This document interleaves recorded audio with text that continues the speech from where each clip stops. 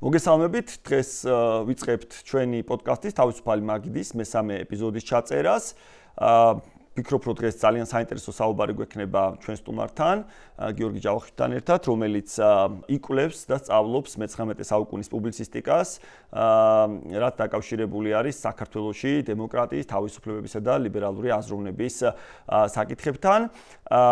ჩვენი ყურება შეგეძლებათ და შეგიძლიათ დღეს პარასკევს YouTube არხზე მისმინე და ყოველ პარასკევს ჩვენი ახალი ვიდეოები დაიდება ჩვენი პოდკასტის.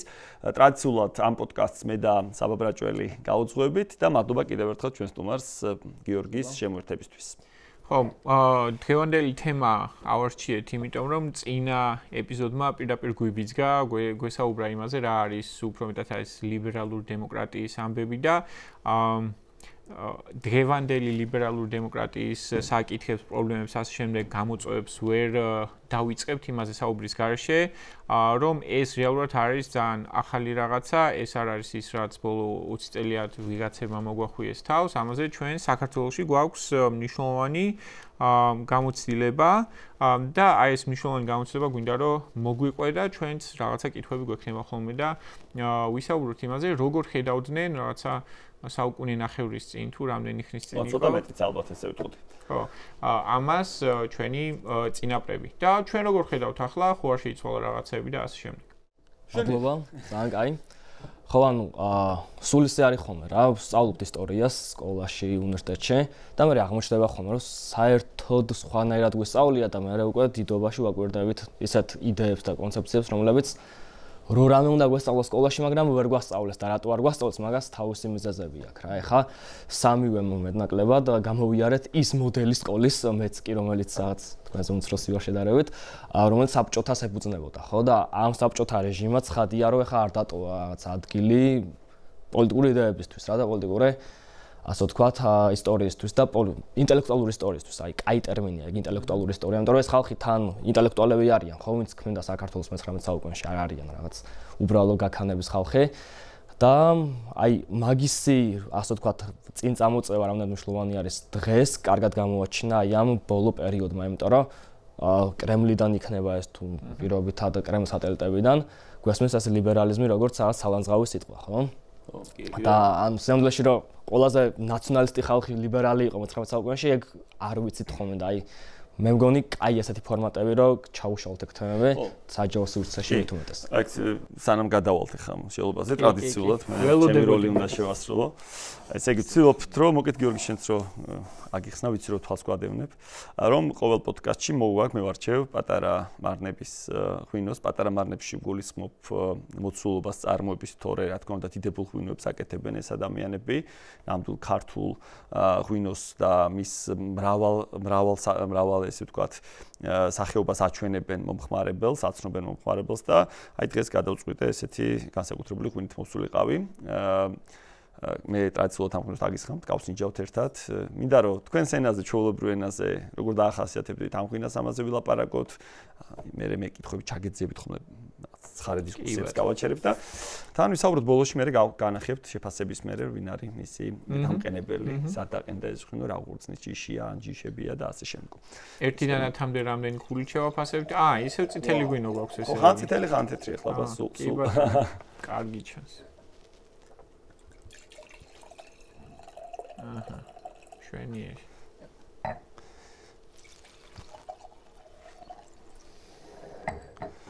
ესე რომ შეგიძლიათ პირველი არომატი ნახოთ, აბა რა ხილებს დაუკავშირებდით მის არომატს. ეს ყველაზე განსხვავებულია. ის ორი ერთმანეთს გავდა. ეს რაღაც ძალიან სხვაგან არის საერთოდ.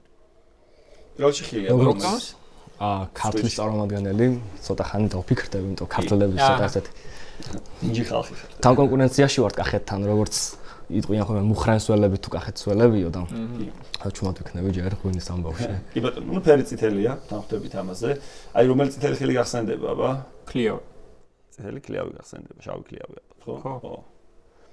მე უფრო რაღაც მაინც ვიტყოდი, რომ დომინანტი მაყვალი და წითელი ხოხნაშუა არომატებში. აბა გაიხსენე ველური მაყვალი და წითელი ხოხნაშუ. აი, გოგონაშო რომელია. მოგეთ ჩვენ შეხვედრას გავუმარჯოს. აი წითელ თემას ვაკეთებენ ხოლმე. აი. ჩვენ შეხვედრას გავუმარჯოს და დავიწყოთ.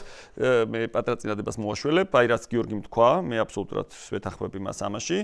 ჩვენი განათლების სისტემა, ზოგადი განათლების სისტემა, მესამე მუხლი კანონის გვეუბნება, რომ როგორი მოქალაქე უნდა აღზარდოს ჩვენმა განათლების სისტემამ და მიუხედავად იმისა, რომ ეს კანონი უკვე 200 წელს ითვლის ფაქტობრივად, მისი სრული იმპლემენტაცია მაინც ვერ მოხერხდა განათლების სისტემაში და ჯერ კიდე ინერციით საბჭოთა პერიოდის, რომელშიც სხვა მიზნები ჰქონდა ზოგად განათლების სისტემას, ესეთ ადამიანებს დის ნაწილობრივ. ხო, თუმცა ცვლილებებიც გვაქვს ამაში, ხო, იმიტომ რომ ჩემს ბავშვობაში არავინ ლაპარაკობდა, ვთქვათ, და მე გავიგე, რომ ილიას პუბლიცისტიკაზე, ან მიხეილ ჯავახიშვილის პუბლიცისტიკაზე, სერგეი მესხის პუბლიცისტიკაზე, ნიკო ნიკოლაძის პუბლიცისტიკაზე ქალების მათ შორის ხო ბარბარე ჯორჯაძე იქნება თუ ეკატერინე გაბაშვილი თუ კატო მიქელაძე და ასე შემდგომ.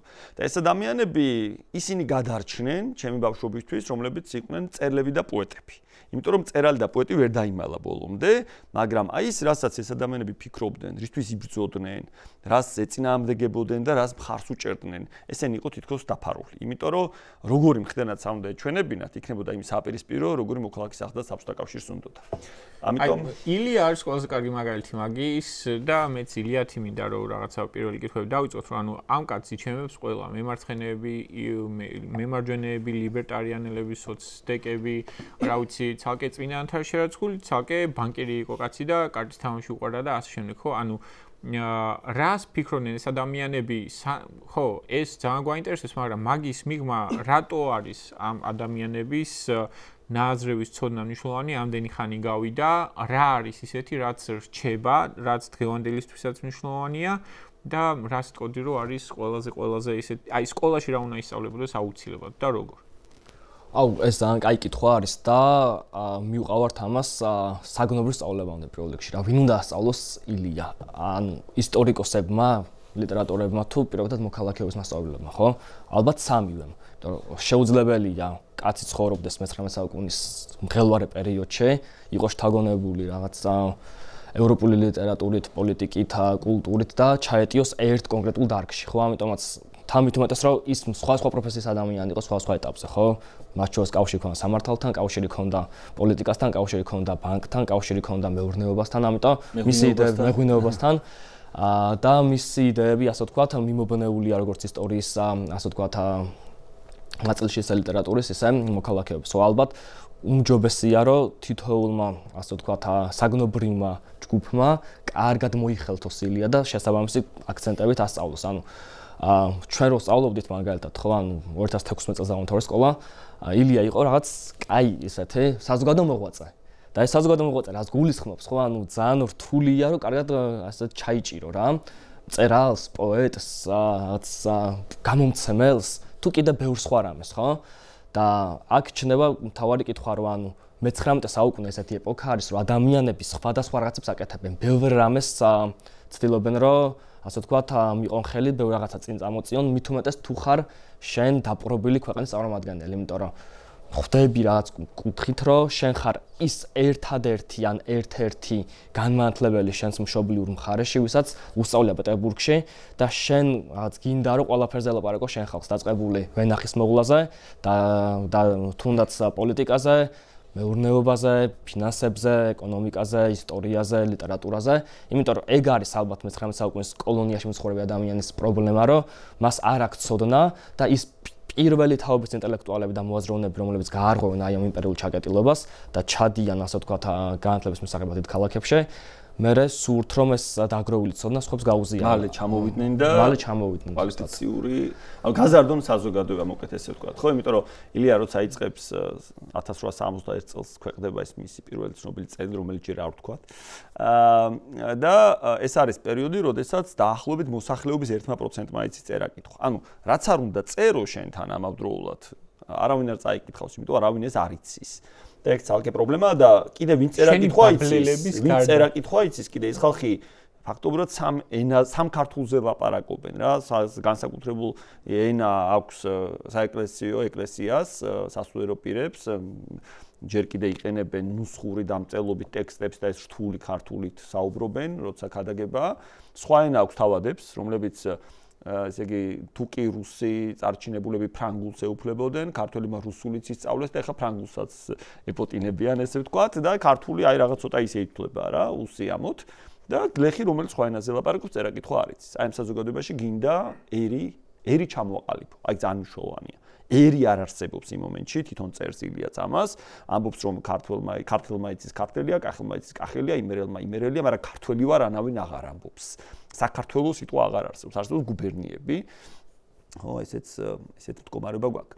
და ღვინ დავიწყეთ და სხვა შორის თან კიდე ეგეც უნდა ვთქვათ, რომ ცოტა ექსპერიმენტების კაციც არის, ხო? იმიტომ რომ არერიდება საკუთარი აზრების წარმოთქმას იმაზე, რაც შეიძლება არ გამართლდეს მომავალში. ხო, აი, ღვინის საბაზროდ ქცევის საკითხი აქვს ერთი წერილი დაწერილი და ამბობს, რომ ღვინო რო არ დაიჟანგოს, რაც სულ სხვა პროცესის შედეგია ქიმიურად რო შევხედოთ, ელექტრონი შეიძლება, ანუ ჯერ ელექტრობა არ არსებობს, ხო, ეს ელექტრონი უნდა გაატარონ ღვინოში, იცის რომ ელექტრონი რაღაცას აზიანებს ან კლავს წარმოდგენაში ბაქტერიას და ამით შეიძლება გადარჩეს ღვინო. აი ეგეთი იდეაც აქვს ერთ-ერთი, რომელიც ახაც კადია აჩვენებს იმას, რომ უნდა რაღაც შეიცვალოს პროგრესისკენ მიილტვის, რაღაც სიახლეებს ეძებს გადასარჩენად, მაგრამ არ არის.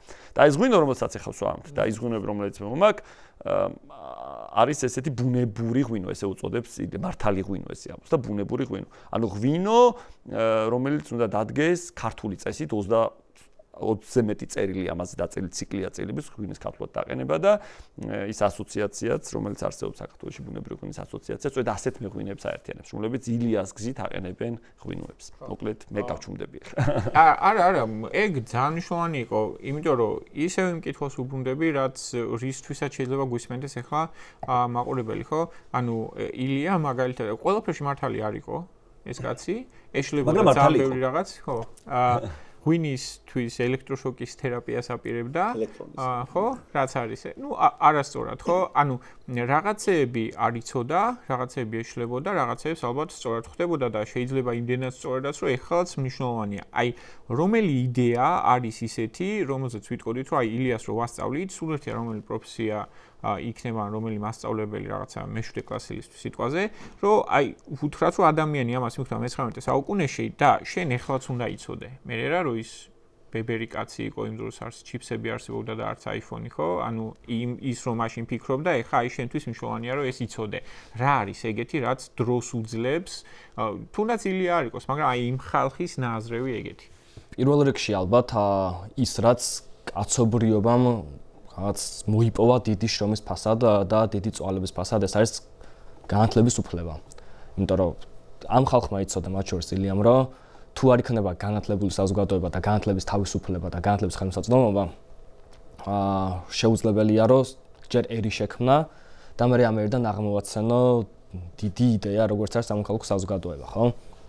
და ალბათ თუ რამეა ესეთი ილიასეული არის ის, რომ დღე არ დაკარგო და ყოველდღე რაღაც ახალ-ახალი აღმოაჩინო და მუდამ შემეცნების პროცესში იყო. ეს ეხება ყველას, აი, რომ დავაკვირდეთ ეს პროფესიის ადამიანს, როგორ შეუძლია თავის თავზე ილია მოერგოს. ხარ ბიოლოგი პირობითად, ანუ ილია გეუბნება, ყოველდღე უნდა იყო შენს ბიოლოგიაში და შენს საყვარელ საქმეში უნდა ეძიო ახალ-ახალი, ხო?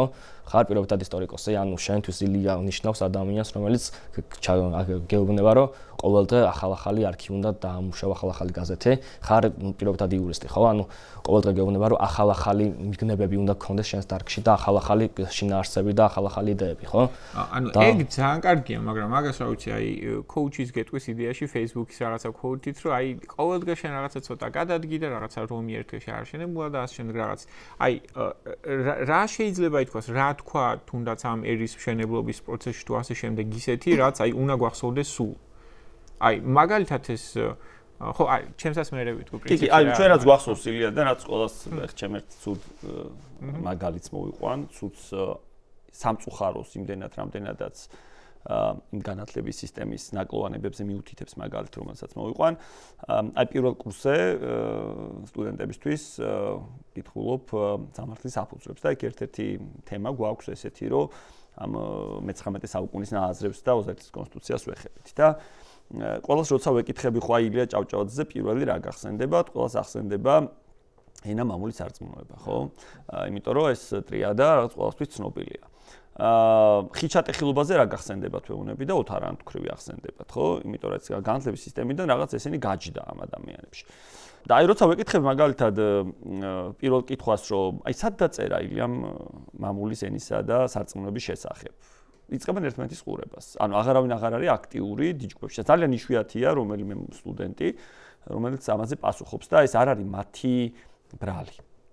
ეს არის განათლების სისტემის ბრალი, იმიტომ რომ აი რაც ახლა ვახსენეთ მისი პირველი წერილი რომელთაც ეს თქვა ჩემოდის, ჯერ კიდევ პეტერბურგშია, როცა ამ წელს აგზავნის. ძალიან ადამიანურად რო ავხსნათ, ეხება იმას, რომ ძალიან არც თუ მაინდა-მაინც ახარბიელო ავტორის, კოზლოვის, არც თუ მოსაწონი ტექსტი შეშლილი თარგმნეს ქართულად ერისთავმა თარგმნა ქართულად და თარგმნათან სუდად აი Google Translate რომ მუშაობდა კიდე რამდენიმე წლის წინ აი ესეთი მაგალითებიც მოყავს ილიაში და გაურკვეველი ტექსტად და ამაზე წუხს კაცო ჩვენ თუ გვინდა რომ განმანათლებლები ვიყოთ ამ ქვეყნისთვის რაღაც ხალხს რაღაც ახალი ვასწავლოთ ახალი მოვიტანოთ არსებობს ბევრად კარგი ავტორები ბევრად კარგი ტექსტები და კარგად უნდა ვთარგმნოთ რომ ხალხმა გაიგოს შეიყვაროს ლიტერატურა და გაიგოს განათლების ფასი ამაზეა ეს წერილი მაგრამ მე ისე მოხდა რომ ეს ტრიადა ინტერპრეტირდა არა ისე როგორც ილია ჭავჭავაძე მის შინაარსებს ხედავდა არამედ ისე როგორც შეიძლება ეს ილიას წინამდე ყოფილიყო მე მოგვიანებით გამოყენებული რა თქმა უნდა საქართველოსთვის იმ მომენტში ძალიან მნიშვნელოვანია იმიტომ რომ საქართველოს არ არსებობს როგორც ამბობ ხო მოგვიანებით წერს ილია ენაც რომელიც აკავშირებს ერს მამულის სიყვარული რომელიც მივიწყებულია და ილია ამაზე წუხს და ის ვახსენეთ ახლა მაგალითი და სარწმუნოებაც რომელმაც ისტორიულად საქართველოში ქართველთან ერთად ქრისტიანობა მიარწება თუმცა და პირიქით ხელს უწყობდა ეს ხო შეშეზდილი იყო მაშინ სახელმწიფო და ქრისტიანობა ერთმანეთთან ესეთი იყო მოდელი მაგრამ მომავალში რა სიტყვის ილია როგორი უნდა იყოს ერის ჩამოყალიბების საფუძველი რაზე უნდა დაფუძნდეს ერი ის გვეუბნება რომ ეს არის ერთად განვლილი ისტორია ხო? ამიტომ თუ კი ჩვენ ვიტყოდით რა ქნა ილიამ ყველაზე მნიშვნელოვანი მე ვიტყოდი რომ მან ერის სახელმწიფოსთვის ერი მოამზადა. ანუ ქართველი ერი შეკრა ხელახლა ერის სახელმწიფო რო ჩამოგვეყალიბებინ. ერის სახელმწიფო ანუ სადაც ძალაუფლება ეკუთვნის ხალხს და ისინი აირჩევენ მმართველებს. აი მე ესე ვფიქრობ. ანუ აი ეს ერის სახელმწიფოს ბაზისი რაც არის ერთად გამლილი ისტორია, ეს არის შენთვის ის სამი სიტყვა ილიასგან, რომელსაც დაიტოვებდი და არა ის მაქსიმა, რომელსაც ცოტა სხვა მიზნებისთვისაც იყენებენ ხომ. ანუ ეგ არის შენთვის ყველაზე ანუ არ დავამახინჯებდი, მოდი ესე ვთქვათ რა. კონტექსტიდან ამოგლეჯილად არ უნდა ვისაუბროთ ამ თემაზე. და ეს ანუ ილიაზეც ვსალაპარაკოთ, როგორ ვითარდება თავად, რა გზას გადის, რატომ მოუწია თუნდაც ამ თემაზე საუბარი, ხო? 1878 წელს ვდგებით ესეთი ამბის წინაშე, რომ საქართველოს რომელიც არის იმპერიის ნაწილი, რუსეთის იმპერიის ნაწილი, უბრუნდება აჭარა.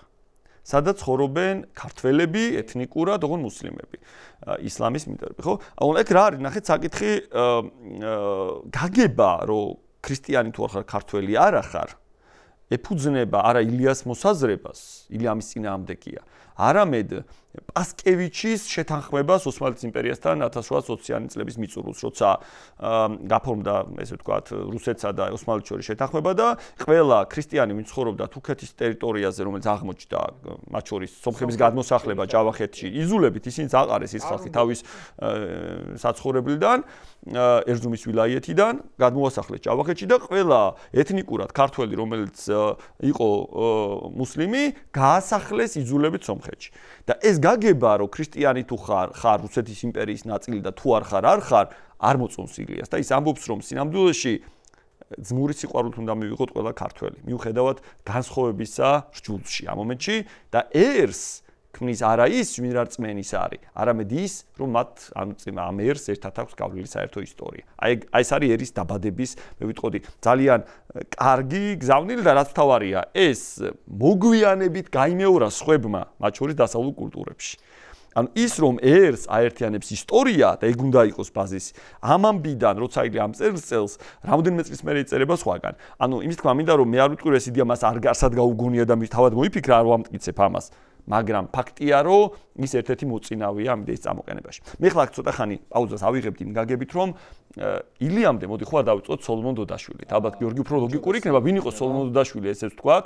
1832 წლის შეთქმულებამ როცა მოკლა შესაძლებლობა ფიქრი ისევ აჯანყებით ან შეთქმულებით ხელისუფლებაში, საქართველოს ხელისუფლების დაბრუნების, რუსეთის განდევნის და მე უკვე აზრით იწყება ამის წინააღმდეგ ბრძოლა. ქართული ალბათ პოლიტიკური იდეების და ზოგადად ქართული ისტორიის პრობლემა არის ის, რომ ყოველთვის ალბათ ძალიან ადგილობრივად უყურებთ ყველა ფიგურას და ყველა რაღაც მოვლენას, ხო? ანუ გონია რომ მარტო ჩვენს ამ გეოგრაფიაში ხდება და მასზე გავლენა არ აქვს სხვა მოვლენებს და ფაქტორებს, ხო? ანუ დავიწყოთ ერთი მარტივი შენობის ისტორიით ჯერ და ერთი მარტივი რაღაც ისტორიულ ფაქტით, რომ მე-19 საუკუნეში როცა დაიპყრო რუსეთის იმპერიამ ქართლ-კახეთი, მათ დაარსეს საკუთარი კულტურული და საგანმანათლებლო ინსტიტუციები საქართველოში, რასაც ჰქონდა თავისი, ასე ვთქვათ, მისია, რომ უნდა გამოეზარდათ იმპერიისადმი რაც ლოიალურად განწყობილი მოქალაქეები, ხო? მაგრამ როგორც მე დავინახავთ, ყველა ჯერზე რაღაც ვერ იმუშავა, როგორც ჩამქრებულება, ხო, ანუ უნებლი ემარცხი გამოვიდა და პირველი ეგეთი პირველი ორი დაწესებულება იყო თბილისის სასულიერო სემინარია, რომელმაც არაერთხელ ითამაშა გარდამტეხი როლი საქართველოს ისტორიაში და ეს ვაშთა გიმნაზია, რომელიც შეიქმნა ხო მე-19 საუკუნის დასაწყისში. აი სემინარიის კურსდამთავრებული იყო ფაქტობრივად სოლომონ დოდაშვილი, რომელიც არ იყო ელიტური ოჯახიდან, ის არ იყო ფეოდალური წარმოშობის და მაგიტყვა საინტერესო სწორედ ამ ლიბერალურ, ასე ვთქვათ, დღის წესრიგში და ლიბერალურ ფილოსოფიაში, რომელიც რუსულ იმპერიულ კონტექსტში გვხვდება, ხო 1800-იან წლებიდან ეს დოდაშვილის ფიგურა.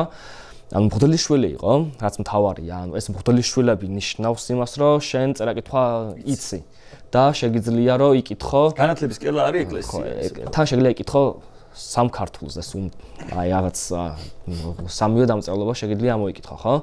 და სწავლობს დოდაშვილი სემინარიაში, მე ამთავრებს მედის პეტერბურგში, იქ სწავლობს ფილოსოფიას და ეხა ცხოვრება პეტერბურგში 1820-იან წლებში არის ბევრად საინტერესო ვიდრე პირობითად 1840-იან წლებში. იმიტომ რომ აქ ხდება ორი გარდამტეხი ამბავი.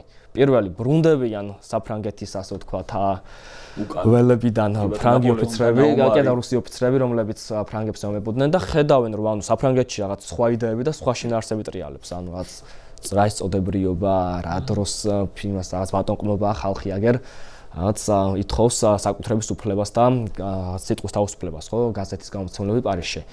და აი ამ ასე ვთქვათ, ომგამოვლილი რუსული, ასე ჯარისკაცული სამხედრო ელიტისგან იქნება ეგრეთ წოდებული დეკემბრის მოძრაობა, რომელსაც ჩვენ ვიცნობთ რაღაც ცუდი თარგმნით დეკაბრისტებად, რომლებიც აპირებენ, რომ რუსეთის იმპერატორი ალექსანდრე პირველი დაამხონ და დაამყარონ რუსეთში რაღაც რესპუბლიკური მმართველობა. და თემა არის ესეთი, ესე რომ ვთქვათ, რუსები წავიდნენ, დამარცხეს ნაპოლეონი, ნახეს იქ რო რესპუბლიკაა და იმდენად მოეწონათ უკან დაბრუნებული მეფის დამარცხებას აპირებენ. დაამარცხეს თქო თლად ვერ ვიტყოდი. ნუ ხო, რა ვიცი. ხო, ანუ თან ჩავიდნენ პარიზში, რა ვიცი, ესე ვთქვათ, რა ვიცი. თამანდ საინტერესო ის არის, რომ სანამ ჩახვალ პარიზამდე შეუნდა გაიარო ავსტრიის იმპერიაც, ხო? და ანუ ერთი იმპერია, მეორე იმპერია, მესამე იმპერია, რომელიც პრუსიის სახითაა, ხო?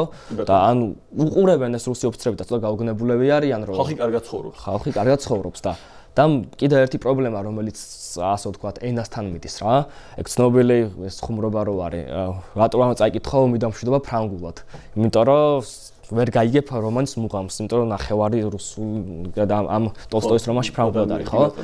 და რუსი ოფიცრები აღმოჩენ ერთ მარტივ ჭეშმარიტებას, რომ 1812 წელს პირობითად, როცა ეომებიან ფრანგებს, საკუთარ ჯარისკაცებს ვერ აგებინებენ ბრძანებებს. იმიტომ რომ ელიტა ლაპარაკობს და საოფიცრო კორპუსი ფრანგულად და გლეხები რუსულად და ამაზეც ფიქრობენ ესენი, რომ ანუ ხო არ ჯობირავად სალიტერატურო რუსული ჩამოვაყალიბოთ და აი ამ ასე ვთქვათ კონტექსტში 1825 წლისთვის იგეგმება ანუ ეს დეკემბრის ამბოხი სამ იმპერიულ ქალაქში, მაგრამ წარუმატებლად დამთავრდება, მაგრამ ეს მეხსიერება რჩება და აი ამ მეხსიერების რაღაც ასე ვთქვათ, ნაფშვენების მიმობნება, როცა ჯერ კიდევ რაღაც ინტენსიური 1820 წლების პეტერბურგში და მოსკოვში, მაგდროს ჩადის დოდაშვილიც რუსეთში. და იგებს, რომ ახ ვიღაც ხალხი არსებობს, ვინც ფიქრობდა ლიბერალიზმზე, რესპუბლიკანიზმზე, კონსტიტუციებზე, სიტყვის თავისუფლებაზე, საკუთრების უფლებაზე და თუნდაც ინტერესდება ამ ყველაფრით და მერე ჩამოდის უკვე საქართველოში და ხდება რაღაც თან მასწავლებელი თბილისის ცნობილ გიმნაზიაში და ასწავლის ნიკოლოზ ბარათაშვილს, ერთ-ერთი ყველაზე გამართლებული მოსწავლე, როგორც იტყვიან, მისი ბარათაშვილი იყო. და მეორე მხრივ ჩამული არის ეგრეთ წოდებულ ბიუროკრატიულ საქმიანობაში, აზგოცხუმის გაზეთების გამოცემას და საგანმანათლებლო საქმიანობას იმპერიის ხოლგის ქვეშ, რა თქმა უნდა. და აი ამ პროცესში ხდება კიდევ ერთი მნიშვნელოვანი ამბავი გლობალურად და იმპერიულად. გლობალურად ხდება ის, რომ 1830 წელს მოხდება საფრანგეთში ცნობილი რევოლუცია, რომელიც ითხოვს არც მეტი არც ნაკლები სიტყვის თავისუფლებას და პრესის თავისუფლებას და არჩევნების ამბავზეც საკმაოდ ბევრს საუბრობენ, ეს არის იგივე ივლისის რევოლუციები. და ამავე პერიოდში ხდება ვარშავაში, პოლონეთში მნიშვნელოვანი ძღვრები იმპერიის წინააღმდეგ. ამ დროს უკვე ვარშავა არის არათუ რაღაც ცალკე აღებული პოლონური ქალაქის უკვე რუსული იმპერიის ტერიტორია და რომანოვების მმართველობა გავრცელებული. და აი ეს ელიტა ვინც არის პოლონური, მათ შორის ადამ ჩარტორისკი ძალიან ადამიანია, რომელიც შემდგომში გამოჩნდება კიდევ პეტერბურგის კონტექსტში უკვე ილიას დროს, მისი სახელი და მისი ასე ვთქვათ მოღვაწეობა და აი ამ ორი რევოლუციის ამბებს თვითონ დოდაშვილი რას აკეთებს? ანუ აი რატო არის მნიშვნელოვანი ეს გასაგებია სადისწავლოს შემდეგ და რა მოახდინა მასე გავლენა გასაგებია რესპუბლიკანიზმის იდეები ძალიან მოეწონებოდა. აქ რა ჩამოიტანს? აი ეგაა საინტერესო რომ ამ ყველაფერს დაკვირდება, სწავლობს და ცდილობს რომ ორი განსხვავებული მოდელი, ერთი ეს არის ფრანგული დემოკრატიული ტრადიცია და მეორე პოლონური წინააღმდეგობის ისტორია, მეტნაკლებად შეაჯამოს და ასე ვთქვათ დაასინთეზოს და აი ამ იდეებზე ეწევს ლაპარაკს უკვე 1830-იან წლებიდან ჯეპესის ფოსლებზე. ოქმებში ჩანს მე ეს იდეები, როცა კითხავენ ამ ადამიანებს რა იდეებს განიხილავდნენ თუკი საქართველოს ამ შეთქმულებას წარმატებით აგვირგვინებდა და შეთქმულება ვიცით რომ ფალავანდიშვილმა ასე მიზმას მოუყვა და ძმამ მერე მოუყვა კი ალექსანდრე ხო მე მგონი ძმას ეს ერქვა სწორად მახსოვს სახელი. და აი აქ გამოჩნდება რომ ქიზიყში დავადებული კაცი რომელიც რაც სწავლობდა იმპერიის დაფინანსებით და რომელზეც იმპერია მოელოდა რომ ანუ შენ იქნები ჩემი საყრდენი იმპერიის პერიფერიაში უცებ იწყებს ლაპარაკს სრულად უცნაური იმპერატორის ნიკოლოზ პირველის ეპოქაში რომელზეც ვიცით რომ აი ხალხთა საპყრობილეო რო ითქვას ეს იმპერიაზე აი ნიკოლოზის იმპერიაზე ითქვა ეგ იმიტომ რომ საშინელი მდგომარეობა იყო კოლონიალიზმების მთელი კასკადი იყო მთელი რიგი გაასახლებები, მთელი რიგი რეპრესიები, მთელი რიგი ჩახშობები და ამ დროს არც მეტი ასნაკლები თბილისში, რომელსაც ჯერ კიდე აზიური ელფერი აქვს და ამასთანავე რაღაც ჯერ კიდე აქვს მახსოვრობა ბაგრატიონების მონარქიის ფეოდალური ვერ არის რუსეთს დამკვიდრებული, იმიტომ რომ არ აქვს ჩამოყალიბებული სტრატეგია, როგორ უნდა მართლოს კოლონია. ანუ იმპერია უნდა იყოს, დაირქვა იმპერია, ცარი გახდა იმპერატორი, მაგრამ ის რომ როგორ მართოს იმპერიაში შემავალი ახალ დაპყრობილი ტერიტორია, ამ კონცეფციაც კი არა აქვს ჯერ. ცდის აქ რაღაც სხვადასხვა მეთოდებს და არ არის დაალაგებულები მოდესებს თქვა. და ძალიან მძიმედ ცდის. ხო, ჯარით, ანუ სამხედრო მმართველობა, ანუ ვორონცოვი ჩამოვა რეალურად სულ ჯარის გზა არის არჩეული. მაგრამ ეხლა მან ნახეთ საინტერესო რა არის, ეგ რო გავიხსენოთ, რომ ამ შეთქმულების გამჟღავნების მერე ამ შეთქმულებაში მონაწილე ადამიანებს აკავებენ, არავის არ ჯიან სიკვდილით მიუხედავად იმისა, რომ მიურჯიან სიკვდილს.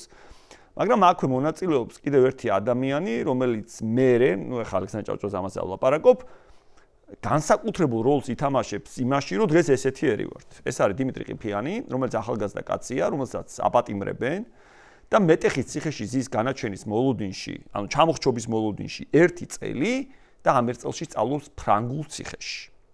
ანუ ჩამოსახჩობად გამზადებული პატიმარი ეუფლება ფრანგულს და მე ისე მოხდება რომ მას არ ჩამოახჩობენ, მაგრამ გაასახლებენ რუსეთში და შემდგომ აბრუნებენ ქუთაისში წლების მერე.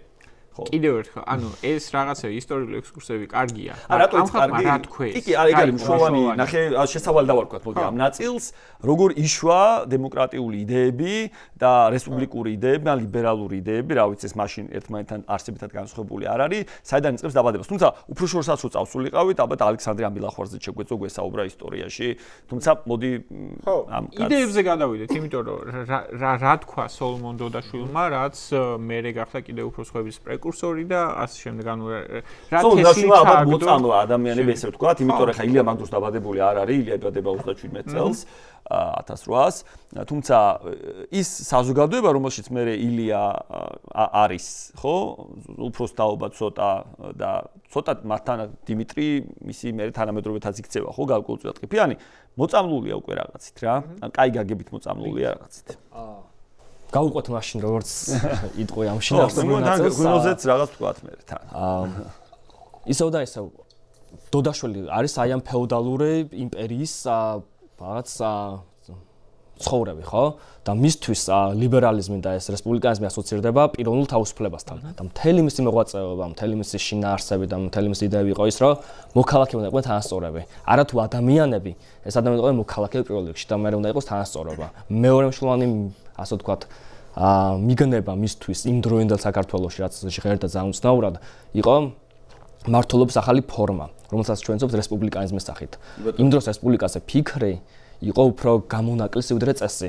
უბრალოდ რომ შევხედოთ რუკას ბრიტანეთის იმპერია, საფრანგეთის იმპერია, ოსმალეთის იმპერია და ხო ანუ მით უმეტეს ნაპოლეონის შემდგომი პერიოდი და ეს მონარქიის აღდგენა და აი ამ კონტექსტში, გლობალურ კონტექსტშიც კი რომ თბილისის გუბერნიაში კაცი ლაპარაკობს იმაზე რომ გლეხები უნდა იყვნენ თავისუფლები და მოდი რესპუბლიკანიზმი გქონდეს და მოდი რაღაც არჩევნები გქონდეს, პარლამენტი გქონდეს, ეს არის საკმაოდ გაბედული ხმა, საკმაოდ გაბედული პოზიცია და აქ რა თქმა უნდა ისევ და ისევ მნიშვნელოვანი საკითხია ის რომ ეს უფლებები ვიზე ვრცელდება კაცებზე ამ შემთხვევაში და ქალებზე არ ვრცელდება მიუხედავად იმისა რომ ძალიან გვინდა რაღაცები ვეძიოთ ამ ხალხის ასე ვთქვათ ნაზრევში 1850-იან წლების ბოლომდე ჩვენ ვერ შევხვდებით ქალებზე რაც აქტიურ ნაწერს უფრო კაცებზე არის და აქ მთელი რიგი ინსტიტუციები სასამართლო როგორ უნდა იყოს და სამართლიანობა როგორ უნდა გვესმოდეს ხო უნდა იყოს ეს რაღაც ხელმწიფის ხელში თუ უნდა იყოს მოსამართლის ხელში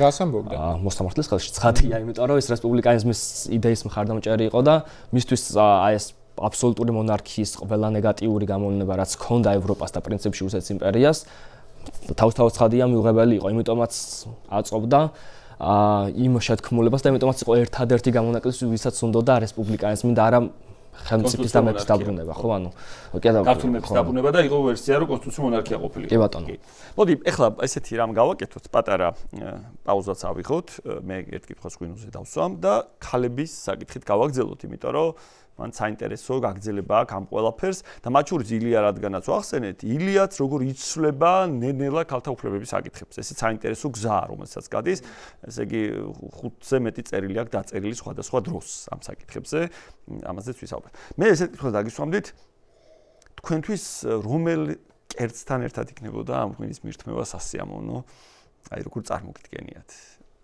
რომელ კერძს შევუხამებდით და მოსვავ და ალბათ რაღაცა ცხიმიანის რაღაც ძლიერი კერძის არ ვიცი ანუ სუსტს მე მგონი ანუ ძალიან ისეთი არომატი აქვს მძაფრი რა ხო მაგრამ მჟავიანობა აქვს ინტენსიური ესე ვთქვათ განსხვავებით იმ გონებისგან რომელიც მანამდე გავშინჯეთ მათ მჟავიანობა შეიძლება დაბალი ან დაბალანსებული კი ანუ თავისთან მიაქვს ძალიან მძაფრია და ამიტომ მგონია რომ ეს კერძიც ეგეთი უნდა იყოს თორე თავისზე წაიგებს ყველაფერს აი რაღაც სამცხე ჯავახეთური სამზარეულო მოუხდებოდა აი ამ ღვინოს რაღაც ეგრე მგონია და მე სამხრეთს უნდა მივუბრუნდეთ წესით.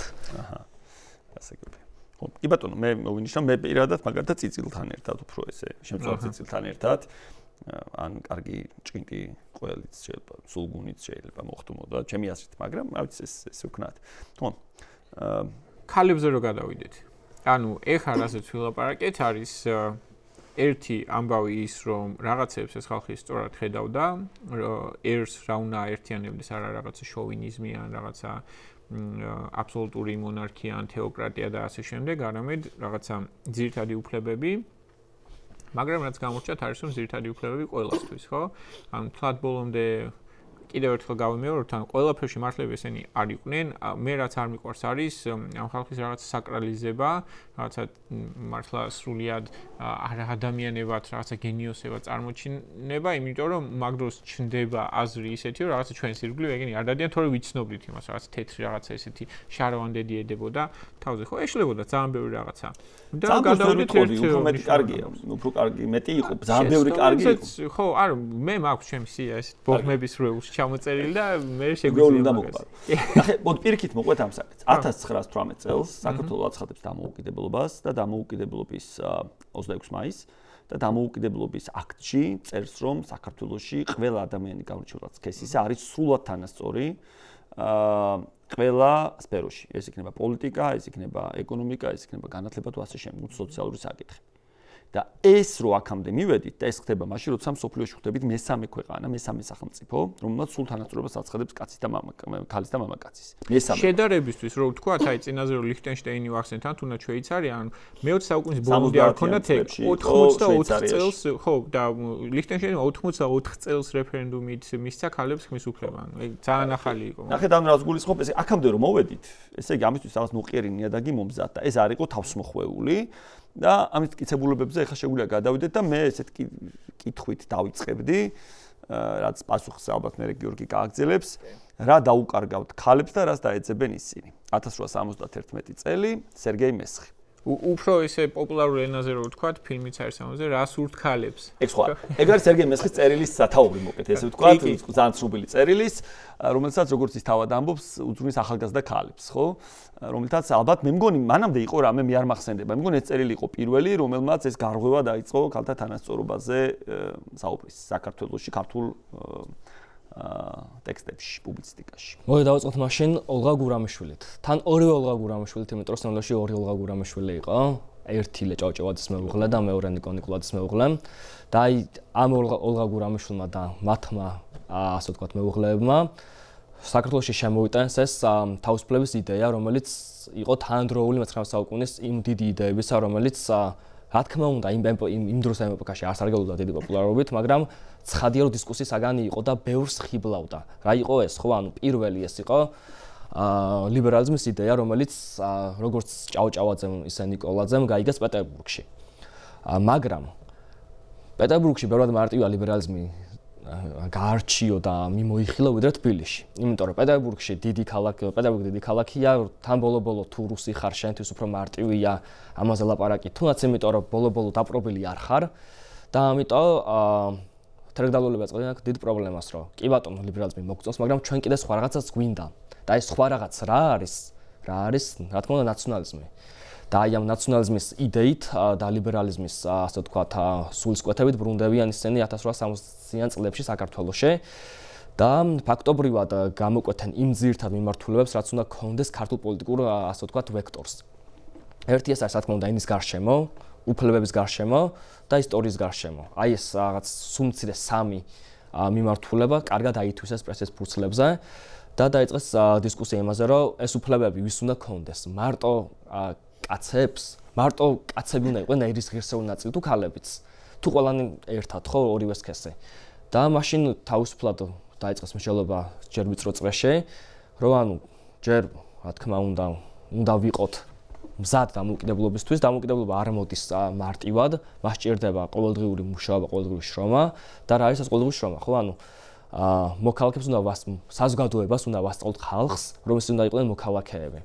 და უკვე იწყება გაზეთის ფურცლებზე იმ ბეჭდვა, პირველ რიგში იმ თავადიშვილი ქალების გასაგონად უფლებებზე საუბარი, რომლებიც ამ გაზეთს კითხულობენ. ვინ არიან ეს მკითხველი საზოგადოება, ხო? აქ ძალიან საინტერესო რაღაცას დავინახავთ სინამდვილეში და ძალიან სევდიან და ტრაგიკულს. როგორ ქმნიან ქართველი თერგდალეულები პრესის ფურცლებზე საქართველოს გეოგრაფიას. ჯერ წერენ ისინი ქართლ-კახეთის მოსახლეობის გასაგონად და როგორც კაცების ისე ქალების ხადია, შემდგომში წერენ უკვე იმერთის მოსახლეობისთვის, შემდგომ გურიას სამეგრელოსე, შემდგომ უკვე ასე ვთქვათ, აჭარის და მთლიან საქართველოსთვის. გასაგონად რას ნიშნავს? გასაგონად ნიშნავს იმას, რომ ანუ გაზეთების ტირაჟი იყო ძალიან შეზღუდული და ამიტომ ვერ ხერხდებოდა გაზეთების ასე ვთქვათ დარიგება და გაგზავნას ჯერ პირველად იმერეთში, რაც კონკრეტულ პერიოდამდე. მეორე არის აქ მთავარი ამბავი, რომ შენ რო წერო ამ კუთხეებზე და მათი ხმა გაამჟღავნო, შენ გჭირდება კორესპონდენტები, რომლებიც არ ყავს. ამიტომ შენი ფუნქცია ჯერო, мотиваცია გააჩინო, რომ ქალებმაც და კაცებმაც გაზეთში და პუბლიცისტიკაში, ან საჯარო სივრცეში მარტივად რო ვთქვათ, თავისთავად დაინახონ. ეს არის კოლონია ესეო და ისევ, არ გაქვს საჯარო სივრცეები, ერთადერთი საჯარო ადგილი საჩეგილია შენიდები გააჟღერო, ეგაც დაცენზურებული ივერია და დროება არის, ხო? ჯერ დროება და მერე ივერია. იქამდე საქართველოს მოამბე.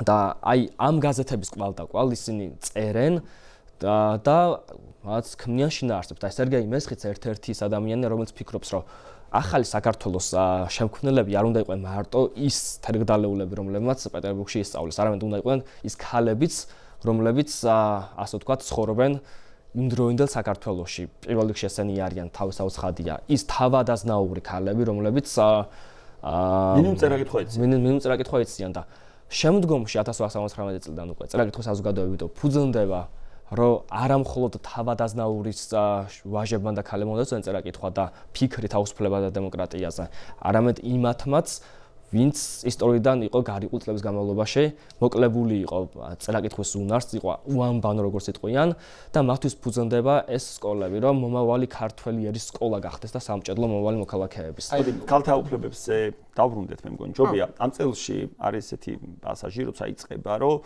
ქალთა მდგომარეობას, პატიმრის მდგომარეობას ადარებს სერგეი მესხი და მათ შორის გულიწუხილით ამბობს, რომ ქალთა ნაწილი იმ პატიმარს გავსო, რომელსაც კარს უღებ და ეუბნები, რომ შენ შეგიძლია გახვიდე საკნიდან და ამბობს, რომ არ უნდა გასვლა, რადგან მისთვის გარეთ უცხო გარემოა. უფრო მეტიც ამბობენ, რომ რაში გვჭირდება ეს თქვენი ხელში მოჩეჩებული უფლებები, როცა საკმარისად მიაჩნიათ კავალერი ფორტეპიანოს ტკბილი ხმა და კრაუტიო. ხო, რაღაც ეგეთ სიტყვებს იყენებს ეგეთ. ხო. ანუ იმის თქვა მინდა რომ ანუ ეს თემა როცა ეს ქალთა უფლებებზე წერა იწყება და ამას მე მოყვება თქვა ილია ჭავჭავაძის წერილი რამდენიმე წელში ეს არის ქალთა მოძრაობა ინგლისში ხო საარჩევნო ხმის და ჯონ სტიუარტ მილის ბრძოლაზე ყვება რომ პარლამენტს მიმართა და ჩააგდო ინგლისის პარლამენტმა და არგუმენტებია ძალიან საინტერესო მათ მიუბრუნდეთ მაგ თემას რას ამბობენ ინგლისელი პოლიტიკოსები რატო არ უნდა ქონდეს ხმის უფლება ქალებს ხო ეს სასაცილო არგუმენტებია მათ შორის მე მიხეილ ჯავახიშვილი წერს ამაზე მოგვიანებით ხო ქალთა მოძრაობის ისტორია, ქალთა საარჩევნო უფლება ავსტრალიის პარლამენტში, ამ ძალიან ბევრი მე წერს ვაჟა-ფშაველას ადრეისო წერილი მეგობართან და ის ამბობს რომ ყოველგვარი კითხვის გარეშე ხო და მორჩა, ხო ეგეთ სიტყვებს ამბობს რომ ქალთა თანასწორობას მხარს უჭერს. მაგრამ საინტერესო ის არის რომ ისინი მაშინ ამ საკითხს როცა აყენებენ ეს საკითხი არის საზოგადოების აბსოლუტურად მიუღებელი საკითხი. ანუ საზოგადოების აბსოლუტური უმრავლესობა, მათ შორის ქალებიც არიან წინააღმდეგი, რაც ამ წერილებიდან ჩანს, რომ ეს საკითხი საერთოდ განხილული იყოს. ანუ არაპოპულარულ თემას ეჭიდებიან, ოღონ იმის წნენით, რომ მომავალში ეს გახდება გამარჯვების, ეს ვთქვათ, გამარჯვების გზა. და აი რატოც დავიწყე ამაზე ლაპარაკი, რატოც მინდოდა ეს რთული გზის გავლა საბოლოო გამარჯვებამდე არის მათი არჩევანი. ხო და ალბათ ამაში ხო სერგეი მესხის ეს პირველი წერილი არის გამხსნელი და მნიშვნელოვანი. ხო, მაგრამ ანუ საბოლოო ჯამში მაინც ეს ვინ ჩამოთვალე ყველანი კაცები იყვნენ. ანუ კაცები და აი მანდ მინდა როგორ დაიწყეს გამოჩენა, იმიტომ რომ ანუ მე-19 საუკუნეზე როცა ვლაპარაკობთ, ანუ კაცები დომინირებენ მაინც, ხო? და ანუ არ და არიან ქალები, რომლებიც წერენ, რომლებიც სახელოების პრემიები გვაქვს ახლა, რომლებსაც არ ვაფასებთ სათანადოდ, აი კატოები, მაროები, ბარბარეები ასე შემდეგ, ხო? პერიოდია შედარებით. კატო მიქელაძე არის 1900-იანი წლები უკვე, ხო? როცა ხმა ქართველი ქალისა გაზეთს გამოსცემს. ჩემთვის მე-19 საუკუნე და ზოგადადაც პრინციპში რა, ანუ 1900 წელს ან 1901 წელს არ მთავრდება რა, ანუ მაგას წელს საუკუნეს უძახიან და ამიტომ იმასაც პრინციპში მე-19 საუკუნე ჩემთვის მთავრდება, რა ვიცი, დამოუკიდებლობის დაკარგვასთან ერთად რა, ანუ მე იწყება რეალური მე-20 საუკუნე ჩემთვის. იმიტომ რომ ეს მაინც კულტურულად ძალიან გადაზრდილია და ამიტომ მაგრამ წლებს ვერაფერს უზამთ, იმიტომ რომ ვერ დაწერს პირობითად კატო მიქელაძე ვერაფერს ხო მე-19 არა მაგას კი არ ვამბობ ანუ ჩემი კითხვა არის დროს იმიტომ რომ კატო პატარა როგორ იზრდებიან როგორ ჩნდებიან ანუ ის ხო ანუ აქეთ მიყვავს კითხვა და არა ის რატო აუცილებლად 1878 წელს რატო არ ჩანდნენ თქო ანუ რა გახდა იმისი წინაპირობა რომ ქალებს ამოიღოთ ხმა აი გამოჩენილიყვნენ როგორც გაზეთების კორესპონდენტები და რამდენად ძლიერი იყო მათი ხმის რამხელა იმპაქტი ქონდათ ესე რამხელა ცვლილება გამოიწვიეს თუნდაც სხვა ქალების თავებსა და გონებაში. მოვიდავწყოთ ერთი პატარა ინსტრუმენტით, ეს არის როიალი, რომელიც ყველა ოჯახში იყო მე-19 საუკუნის თავადაზნაურობის, ასე ვთქვათ, სახლებში შეგვეარა და იყო ესეთი რწმენა, რომ ქალებს უნდა დაეკრათ როიალზე, უნდა ეკითხათ რაღაც პოეზია და პუბლიცისტიკა, მაგალითად, მათ საქმე არ იყო. და უცებ აი ამ თერგდალეულების მოღვაწეობა, მათ შორის სერგეი მესხის და გოგებაშვილიც უნდა ვახსენოთ აქ აუცილებლად, აი ამ მათმა, ასე ვთქვათ, ისე როგორც ნიკოლაძეს წერილებმა იქონია გავლენა პირველ რიგში, რა თქმა უნდა, იმ თავადაზნაურის ოჯახის ქალებზე, რომლებიც ამას კითხულობენ.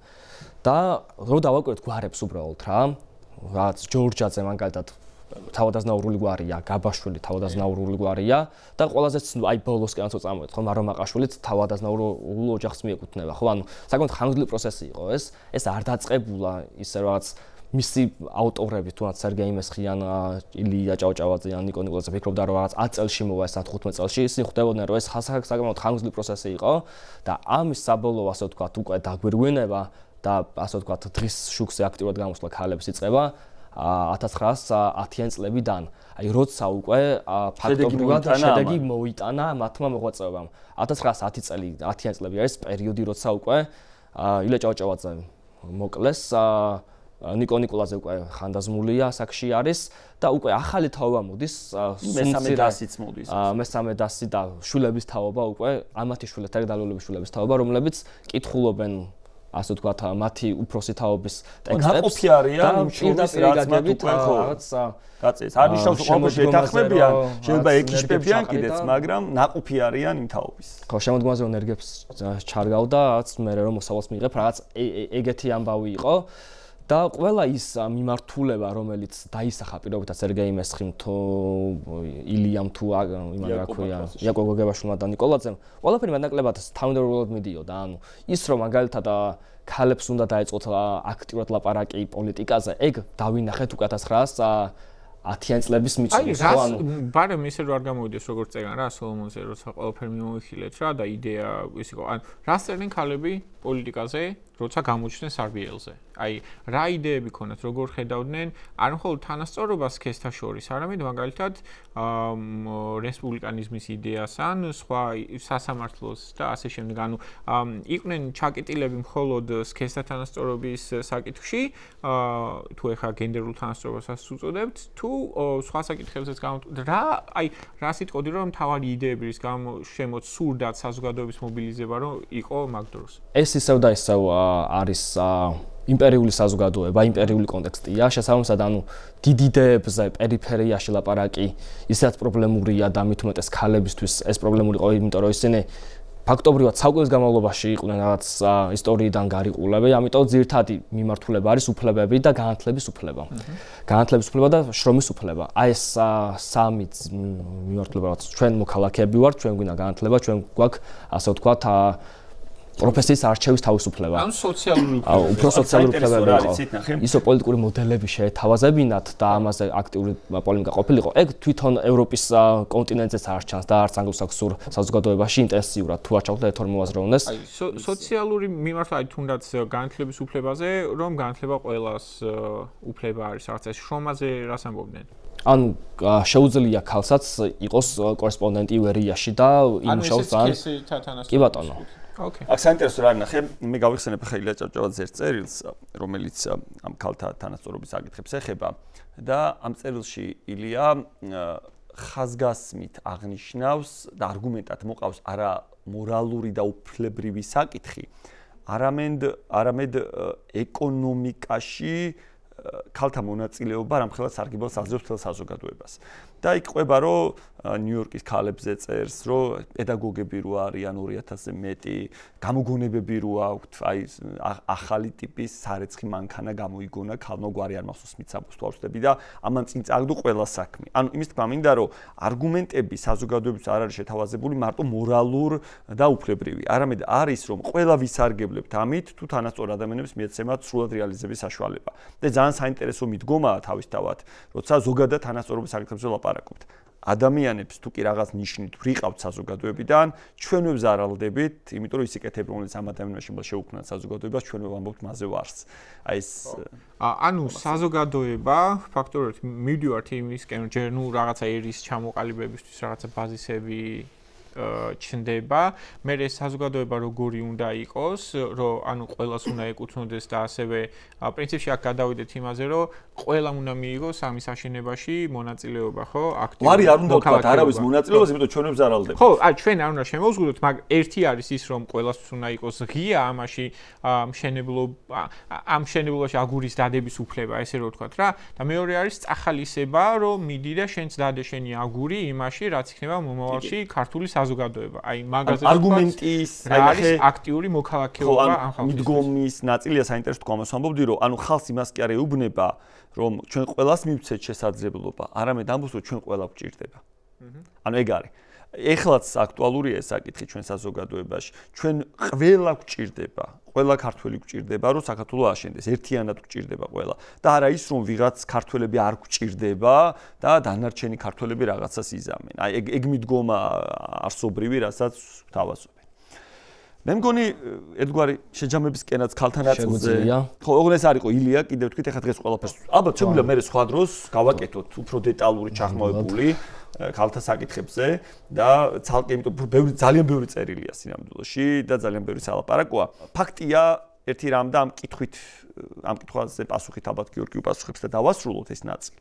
ეს არის ამდენს რო წერს ილია ჭავჭავაძე, სერგეი მესხი, მიხეილ ჯავახიშვილი, იაკობ გოგებაშვილი და სხვები ქალთა თანასწორობაზე. სად გაქრა ის ხალხი, ვინც მათ ეწინააღმდეგება? რატო შეჭამა ისტორია?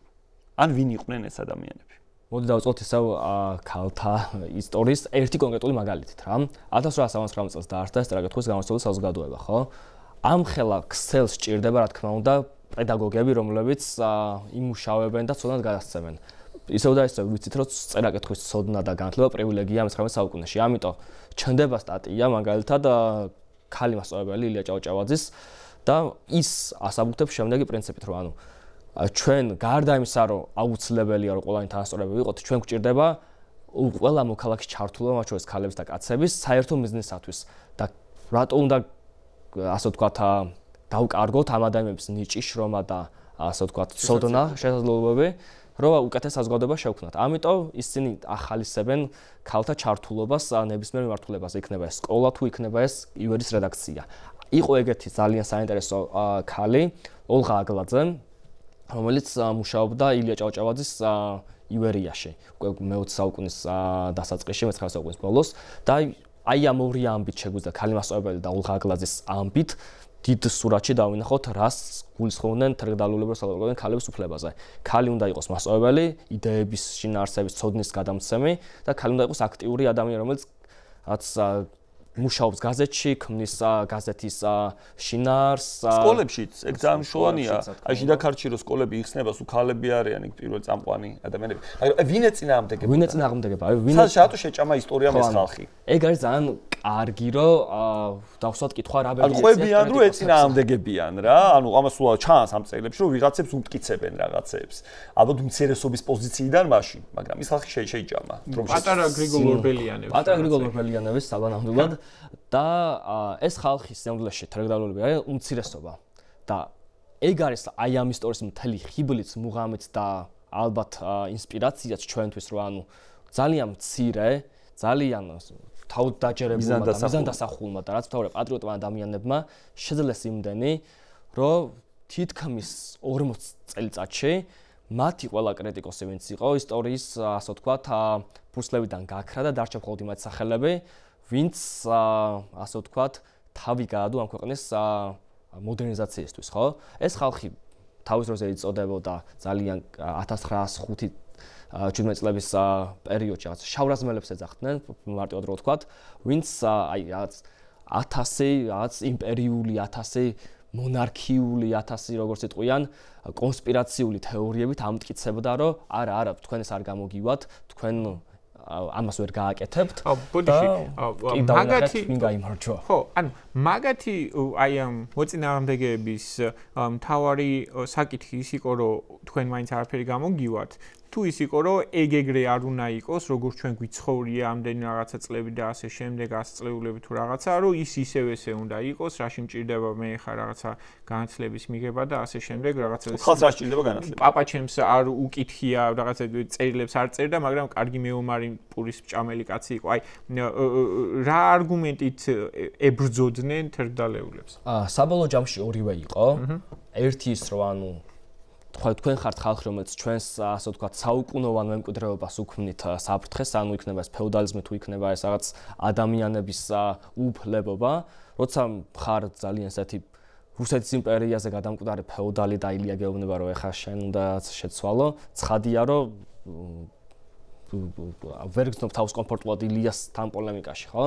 და ხარ წინააღმდეგი. და მეორე რომ ანუ თქვენ არაფერი არ გამოგივათ, რაც პეტერბურგში გისწავლიათ, რაც თავი გონიათ, რაც განათლებულები, მაგრამ მაინც რო ვთქვათ, ერთიც და მეორეც საკმაოდ პრობლემური მიმდინარეობა იყო და ორივე საგრძნობი იყო. ყოფილა შემთხვევები, რომ მაგალითად არათუ სიტყვა ვერ ყოფილა, არამედ ხანჯლთან გაუწევიათ ილია ჭავჭავაძეზე, რომ შენ ეხა გლეხების თავისუფლებას რო ითხოვე, ეგრე სად არისო რა. ანუ მე რატო უნდა გამათავისუფლო გლეხებიო? ბატონობა ღმერთისგან მოდისოდა. ამ ხალხს ხედავდნენ ესე იგი როგორც ტრადიციებთან მებრძოლ უღმერთო, იმიტომ რომ ღმერთის განმოდის აი იმ წინააღმდეგ ხარ, ის რა ქვია ბუნტის თავ, იმიტომ რომ მეფის წინააღმდეგაც არ იყვნენ კარგად განწყობილი და ზოგადად აბსოლუტურად და ასევე რა პეტერბურგში ქონათ ნასწავლი რაღაცა ხალხს დაშორებულ ადამიანებთან, რომლებიც არ იცოდნენ როგორები იყვნენ ჩვეულებრივი ადამიანები და რა სურდათ მათ. და ანუ ეგ ჩემთვის არის ზუსტად ის კრიტიკა უფრო მეტად რაღაცა ეს ტალახის სროლა, რაც აი მანდედან დაწყებული დღემდე ზუსტად მაგ შინაარსებით გრძელდება. ხო, ოღონდ მან საინტერესო არის, რომ საბოლოოდ მათმა იდეებმა არა მარტო გაიმარჯვეს, არამედ ალბათ ესეთი მებრძოლები არ იყვნენ მარტო ჩვენთან. ეგ პროცესი მთელ სამყაროში მიდის, ხო, საქართველოს არ ეხება მარტო და ამ სამყაროში ამ იდეებმა გაიმარჯვა. ანუ თანასწორობის იდეამ, თავისუფლების იდეებმა გაიმარჯვეს საბოლოო ჯამში და დღეს ყველაზე ცუდი რეჟიმებიც კი იმას ამტკიცებენ, რომ თავისუფლები ვართ და თანასწორობა ჩვენთან, ხო, არ იყვნენ არა ვართო, ხო? მაგიტო ქვია დემოკრატიული სახელმწიფო. მათ შორის. და ეხლა საინტერესო ის არის, რომ ამის შედეგი, რაც იწყება 1871 წელს, მაგალითად ქალთა უფლებებთან მიმართებაში, როგორც თქვით 1918 წელს გვირგვინდება იმით რომ ეხლა კონსტიტუცია რომ 1918 წელს რომ მე თავისუფლებას ვაცხადებთ და მესამე სახელმწიფო ხვდებით სოფლიოში რომელიც ქალის სრულ თანასწორობას აღიარებს და ეგ არის უდიდესი საამაყო რამე და რაც ყველაზე მთავარია ეს არის ტრადიცია ანუ აი ხა როცა არის ხოლმე საუბარი რომ აი ეს ბოლო 30 წელია რაც ჩვენ ამ უფლებებზე დავიწყეთ ლაპარაკი ვინმე თავს გვახვევს რამეს თუ ჩვენს ფესვებთან ბრუნდებით. ხო ჩვენი არსი, ბრძოლის არსი არის, რომ რაც გაწყვიტა 1921 წელს რუსმა წითელმა არმიელმა საკუთარი ბინძური ჩექმით საქართველოში, ამას ვაგრძელებთ. ეხლა გვესმის რომ ვიღაცები ამას უპირისპირდება, ვიღაცა გულუბრყვილო, რომელიც გამოსახსნელია, მაგრამ ქართველს ჰქონდა ამბიცია, ყოფილიყო მოწინავე, ყოფილიყო თავისუფალი და ყოფილიყო თანასწორი და ალბათ ამაში უდიდესი როლი ამიტომ ითამაშეს. და მოდერნიზებულიც პრინციპში რა ყოფილიყავით. ხო, მოწინავეში ამას ისეთი გზებით წავსულიყავით, ისეთი გეზი აგვეგო, როგორცაც ხედავდით, რომ ყველაზე განვითარებული სახელმწიფოები იგებდნენ რა. აი ეხლა რო შევხედოთ მაგალითად აი ეს ქესთა თანასწორობაზე ვლაპარაკობთ, ადგა ჩვენი პარლამენტი, რომელსაც მეტი საქმე არ აქვს და ყველა საკანონმდებლო აქტიდან რაც არსებობს, ამოიღო სიტყვა გენდერი. არ ვიცი რამდენი დრო დახარჯეს მაგაში რა, მაგრამ ანუ ის ხალხი, რომლებიც აი ჩვენი წინაპრები ხო, რომლებიც მეფის რუსეთს, იმპერიას, აქაურ რაღაცა გამყიდველებს ყველას ერთად ებრძოდნენ იმისთვის, რომ ეს ქალთა და კაცთა შორის თანასწორობა ყოფილიყო. ეხლა ესენი ზუსტად იმავე არგუმენტებით მაგას ებრძვიან ისე. ხო, ანუ თავარია რაც ითქვა და ეხლა ძალიან კარგი პარალელია, ხო, ერთდროულად ეს ადამიანები ახერხებდნენ ებრძოლათ უთქმელად ებრძოლათ ხშირ შემთხვევაში საქართველოს დამოუკიდებლობისთვის, იმიტომ რომ ამის გაჟღერება ესე პირდაპირ არ გამოდიოდა და შეექმნათ ყველაფერი ამისთვის ბაზისი, ერის ფორმირება და დამოუკიდებლობა რუსეთისგან პირველ რიგში და მეორე ადამიანის უფლებების საკითხი ყოფილიყო ამ ქვეყნის მომავალი საქართველოსში პოლიტიკური კონსენსუსის საგანი მომავალი თაობებში და ეს მეტნაკლებად მიღწევა და შესანიშნავი დანატოვარი გვაქვს 21 წლის კონსტიტუცია ამაზე სხვა დროს ვისაუბროთ. ეხლა მე უნდა დავბრუნდე ერთ საინტერესო საკითხთან, ეს არის როგორი უნდა იყოს ქართველი მომავლის თუ წარსულის ადამიანი და შესანიშნავი წერილების ციკლი ილია ჭავჭავაძის ცხოვრება და კანონი და პირველ წერილში ამაზე ერთგვარი პასუხები აქვს. ილიას გიორგი დაიწყებს ალბათ ამაზე. მოყოლას და მე სხვა წერილებსაც შევეხოთ, რომელიც ამ მოქალაქეობის ამბავს ეხება, ანუ ადამიანი რომელიც წინ იყურება თუ ადამიანი რომელიც ცხოვრობს წარსულით, როგორები ვართ დღეს, როგორები ვართ მაშინ როცა ილია წერს ამ წერილს და როგორი წარმოუდგენია მას წარმატებული ადამიანი. როგორები უნდა ვიყოთ, საერთოდ უნდა გქონდეს გეზი. ძალიან მომხვდა ასე ვთქვათ კურსში წინანდელი ფრაზა რომ ანუ მემკვიდრეობა დატოვეს რესპუბლიკის სახითო და მაგაზე თქვა ერთი სიტყვა. დღევანდელი საქართველო ხო ანუ ეფუძნება რაღაც ტრადიციას, ოღონდ ეს ტრადიცია ცოტათი მოუხელთებელი ტრადიცია არის. ანუ ჩვენ არ ვიცი ზუსტად რაზე გვინდა დავეყრდნოთ, ხო და რას გვინდა დავეყრდნოთ. და ალბათ ნამდვილი საქართველოს და ნამდვილი ეროვნული საქართველო უნდა იყოს ესეთ რომელიც ეყრდნობა დოდაშვილს, დანიელ ჭონქაძეს, ილია ჭავჭავაძეს, გოგებაშვილს, სერგეი მესხის და არა პირობითად ლავრენტი ბერიას, იოსებ სტალინს, ხრუშჩოვს და ჟავანის პერიოდის კორუფციას, ხო ანუ და ალბათ ილია ჭავჭავაძის წაკითხვას როცა ვიწყებთ, ანუ ზუსტად ეგ ინსპირაცია მოწ, რომ ჩვენი ასე ვთქვათ საზოგადოება უნდა იყოს სულ პროგრესსაკენ წასული და ანუ უნდა იყოს ასე თქვა ორიენტირებული იმაზე რომ მოდერნიზდეს და შექმნას ანუ უწყვეტობა რომელიც იქნება ასე თქვა მუდმივი გზა დემოკრატიასაკენ და სამართლიანობისაკენ. ანუ აი ეს იდეები რომლებიც არის დემოკრატია, სამართლიანობა და რასაც ვეძახით ხო ჩვენ სამოქალაქო უფლებებს ამ ხალხს ამის სჯეროდა. ანუ ეგა მთელი ხიბლი ამათი და მთელი მუღამიც რო ანუ ის წერილები რაც იწერება ხო ანუ ცხოვრება და კანონზე და ასე შემდეგ და ასე შემდეგ. ანუ ამ ხალხმა შეიძლება ბევრი არ ეთანხმებოდა, მაგრამ 1901, 1902, 1903 წლებში და 1907 წლამდე სამწუხაროდ იყო ილია ერთი რაღაც მკვეთრად გამოჩნდა რომ ამ ხალხს სჯეროდა ამ ყველაფრის და მეტიც მზად იყო რომ განსხვავებული აზრი მოესმინა. ანუ 1900-იან წლებიდან ჩნდება ივერიის ასე ვთქვათ რედაქციაში ჯგუფი ახალგაზრდა ივერიელების, რომლებიც ასე ვთქვათ ილიას ბევრ რამში არ ეთანხმებიან.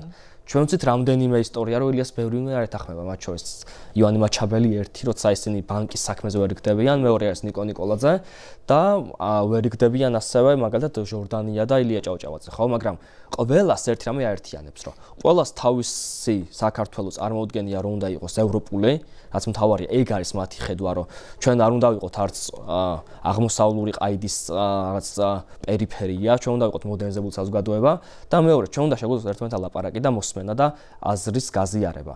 და საბოლოო ჯამში აი ეგ უნდა რომ ქონდა ილია ჭავჭავაძეს უკვე ხო რომ იმიტომ შედის პოლემიკაში. ანუ ჩვენ საბჭოთა რეჟიმმა დაგვიხატა სინამდვილეში ძალიან ცუდად რომ ილია ჭავჭავაძე და ნოე ჟორდანი ერთმანეთს რაღაც მტრობდნენ და ეს არის ორი სხვა თაობის, ორი სხვა ევროპული იდეის, ორი სხვა შინაარსისა და ორი სხვა პერსპექტივის პოლემიკა პრესის ფურცლებზე და პრესის ფურცლებზე რომ ხალხი ლაპარაკობს და ერთმანეთთან პოლემიკა გვქონდა, ხო ერთ რამეს მიანიშნებს რომ ორივეს მოპასუხესაც და მწერალსაც ცოტა ასაკი აქვს შეპარული ილიასაც ესე ვთქვათ, ისეთ რაღაცებს პასუხობს იმ წერილებში, რაც მე მგონი საერთოდ არ უნდა ეპასუხა.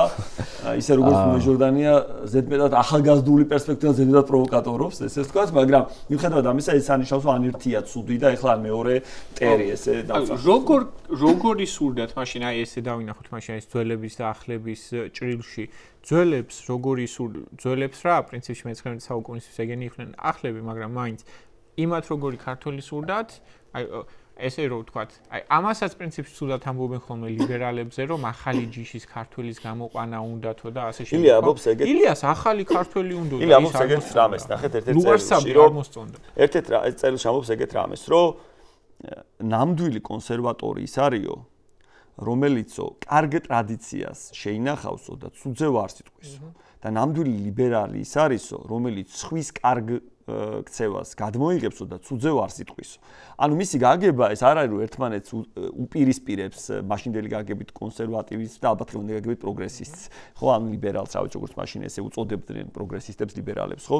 ანუ კარგი რაც სხვაგან არის, მოკიდე ხელი და წამოიღე, შენი ერის საქმე წინ წააგდე. და კარგი რაც შენ ტრადიციებში აუცილებლად გადაარჩინე, მაგრამ რაც ცუდი გაქვს, ის უარყავი. და რაც ცუდია სხვაგან იმას ნუ მოიტან. რას ხედავდნენ კარგად და რას ხედავდნენ ცუდად? ქართულად დაყენება, ამბობს რომ ეგ უნდა შევინარჩუნოთ, ბუნებრივად გვინო უნდა დავაყენოთ. მაგრამ ქალის თანასწორობა თუ არ გაქვს ჯერ, ჩვენც უნდა აღმოაჩინოთ ჩვენ თავში, რომ ისე როგორც ხვებმა აღმოაჩინეს ან აღმოჩენის გზაზე არიან, რომ ეგ ჩვენც გვჭირდება. ან ის რაც კარგია, მოვიტან ნიკო ნიკოლაძის წერილია საინტერესო რკინიგზასთან დაკავშირებით თუ გახსოვთ, აი ესე პასაჟი მოყავს კრებულის დანიშნულებაზე, ესეთი წერილია კრებულის, რომელსაც გამოცემდა ნიკო ნიკოლაძის თაოსნობით და სერგეი მესხი რედაქტორობდა. არ წერი ამ წერილს რომ ნიკო ნიკოლაძის არის, მაგრამ დამტკიცებული რა ნიკო ნიკოლაძის წერილია. ამბობს რომ ევროპულ განათლებაზე საუბრობს, ხო? ჩვენო რკინიგზა რო არის ევროპაში, რკინიგზა კი არ უნდა წამოვიღოთო. მხოლოდ არამედ ცოდნა უნდა წამოვიღოთო, რკინიგზა ჩვენ შევქმნათო. ანუ ეგ არის სწორი მიდგომა, რომ შენ უბრალოდ დღეს iPhone-ი რომ მოგწონს, iPhone-ის ყიდვა კი არ არის შენი ერის ღირსება. არამედ ცოდნა, რომ iPhone-ის ტოლფასი პროდუქტი შექმნა მომავალში შეგეძლოს. ეგ არის კოლონიალური აზრი. ეგ არის, თქვა რომ მე ჩემ წინაპარს თუ არ შეუქმნია რა დამიშავდება ამით. ეს არის ის, რასაც ეს თაობა ეწინააღმდეგებოდა, ხო? ეგ არის. და მოდი აქტიურ მოქალაქეობაზე რატო გკითხეთ ახლა ნახეთ. გავიხსენოთ მოდი ეს პასაჟი რაც აქვს ილიას შოტლანდიელისა და სპარსელის შედარების და მე გადავიდეთ მის განხილვაზე, ალბათ ლოგიკური იქნება. ილია ჭავჭავაძე ამბობს რომ ორ ადამიანს ადარებს. შოტლანდიელს, რომელიც ცხოვრობს ღარიბ ბუნებაში, თაში და არაფერი არ აქვს და სპარსელი, რომელიც სიმსუქნე მიწისა, როგორც ამბობს, ხო, ანუ სპარსელი, რომელიც ცხოვრობს მდიდარ ნიადაგზე. ერთი არის თავაწეული, ამაყი და მომავალში იყურება შოტლანდიელი. მეორე ცხოვრობს მხოლოდ სპარსელი ცხოვრობს მხოლოდ წარსული დიდებით. და მოთქვამს, რომ აი ესეთი იყო ჩემი წარსული, ესეთი ძლიერები ვიყავით, ერთმა იცის მისი რა არის და სხვას რა ეკუთვნისო, ხო? და მეორეს ვერც თავი გაუგია და ვერც ბოლო. და რომელია მომავლის ადამიანი? ილია ამბობს, ხო, საბოლოო ჯამში მისთვის არის შოტლანდიელი, რომელიც ღარიბ მიწაზე კი ცხოვრობს, მაგრამ მომავლის თავისუფლების, მისი და სხვისი, ანუ მისი უფლების და სხვისი უფლების ჯერა, იქ ამბობს მოვალეობა და უფლებას, ხო, იქვე აყალიბებს ჯერა და ყველაზე მთავარია მომავალში იყურება და წარსულს არ მისტირის. და ამბობს, რომ სამწუხაროდ ქართველებიო, ჯერ კიდე სპარსელები ვიცხოვრობთ, იქვე ამბობს, ხო? ანუ წარსულით და არა მომავლით. და ამბობს, რომ ჩვენი ხსნა თუ გვინდა არის მომავალი.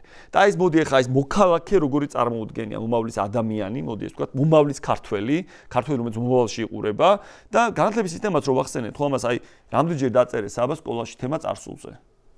მე არ მაწერდი. ავიც ისტორიაზე არ წერდი რაღაცებს. მე არც მიყვარდა დიდად. კარგი სკოლა მქონდა, მაგრამ სხვა რაღაცებს. აი ჩვენი მოსწავლეები დიდ ნაწილს რო მეკითხები ხოლმე, ამბობს, რომ კი, წარსულზე წერენ. და როგორი იქნება მომავლის საქართველოს? ეგეთ დავალება თუ არსებობს, ხო, სკოლაში? ხო. არა, ეგეთ დავალებას არ ძრევიან სკოლებში უკან.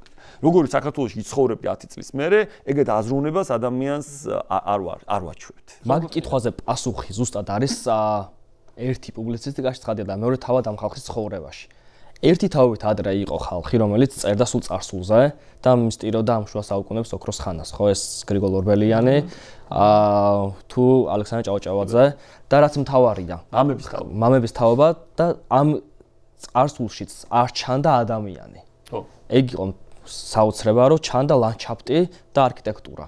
და ლაშქარი. ხო, და ლაშქარი და რაც თუნდაც აი ეს თერგი რეალს კლდანი მასეობნებიან, ხო, ანუ ლექსია, მაგრამ ამ ლექსში ხალხი არ ჩანს და გზავის წერილებში ჩვენ ხედავთ, რომ თერგი რბის, თერგი ღრიალებს და იმ თერგის პირას ხალხი მოძრაობს და ხალხი რაღაცას არჩევს და აი ეგ არის სწორედ ილიას მიერ დანახული საქართველო, რომ თერგის ნაპირზე უნდა ხალხი ლაპარაკობდეს, არჩევდეს და რაც მთავარი უნდა ფიქრობდეს მომავალზე. იქამდე თუ კი ქართული პოლიტიკური აზროვნება და ლიტერატურული აზროვნება იყო ზირთად წარსულზე ორიენტირებული, ამ ხალხმა დაიწყო მომავალზე ფიქრი და ალბათ მაგით არიან გამორჩეულები, რომ იგივე ის რო ავიღოთ ნიკოლაძის წერილის ამბავიც, ხო, მოქალაქეობის და ინფრასტრუქტურების გადაბმა რო გავაკეთოთ ერთგვარად. კარგად ვიცით, რომ პირობითად ნებისმიერ ეკონომიკურ თუ სამოქალაქო წამოწყებას მოაქვს უამრავი ადამიანის ჩართულობა.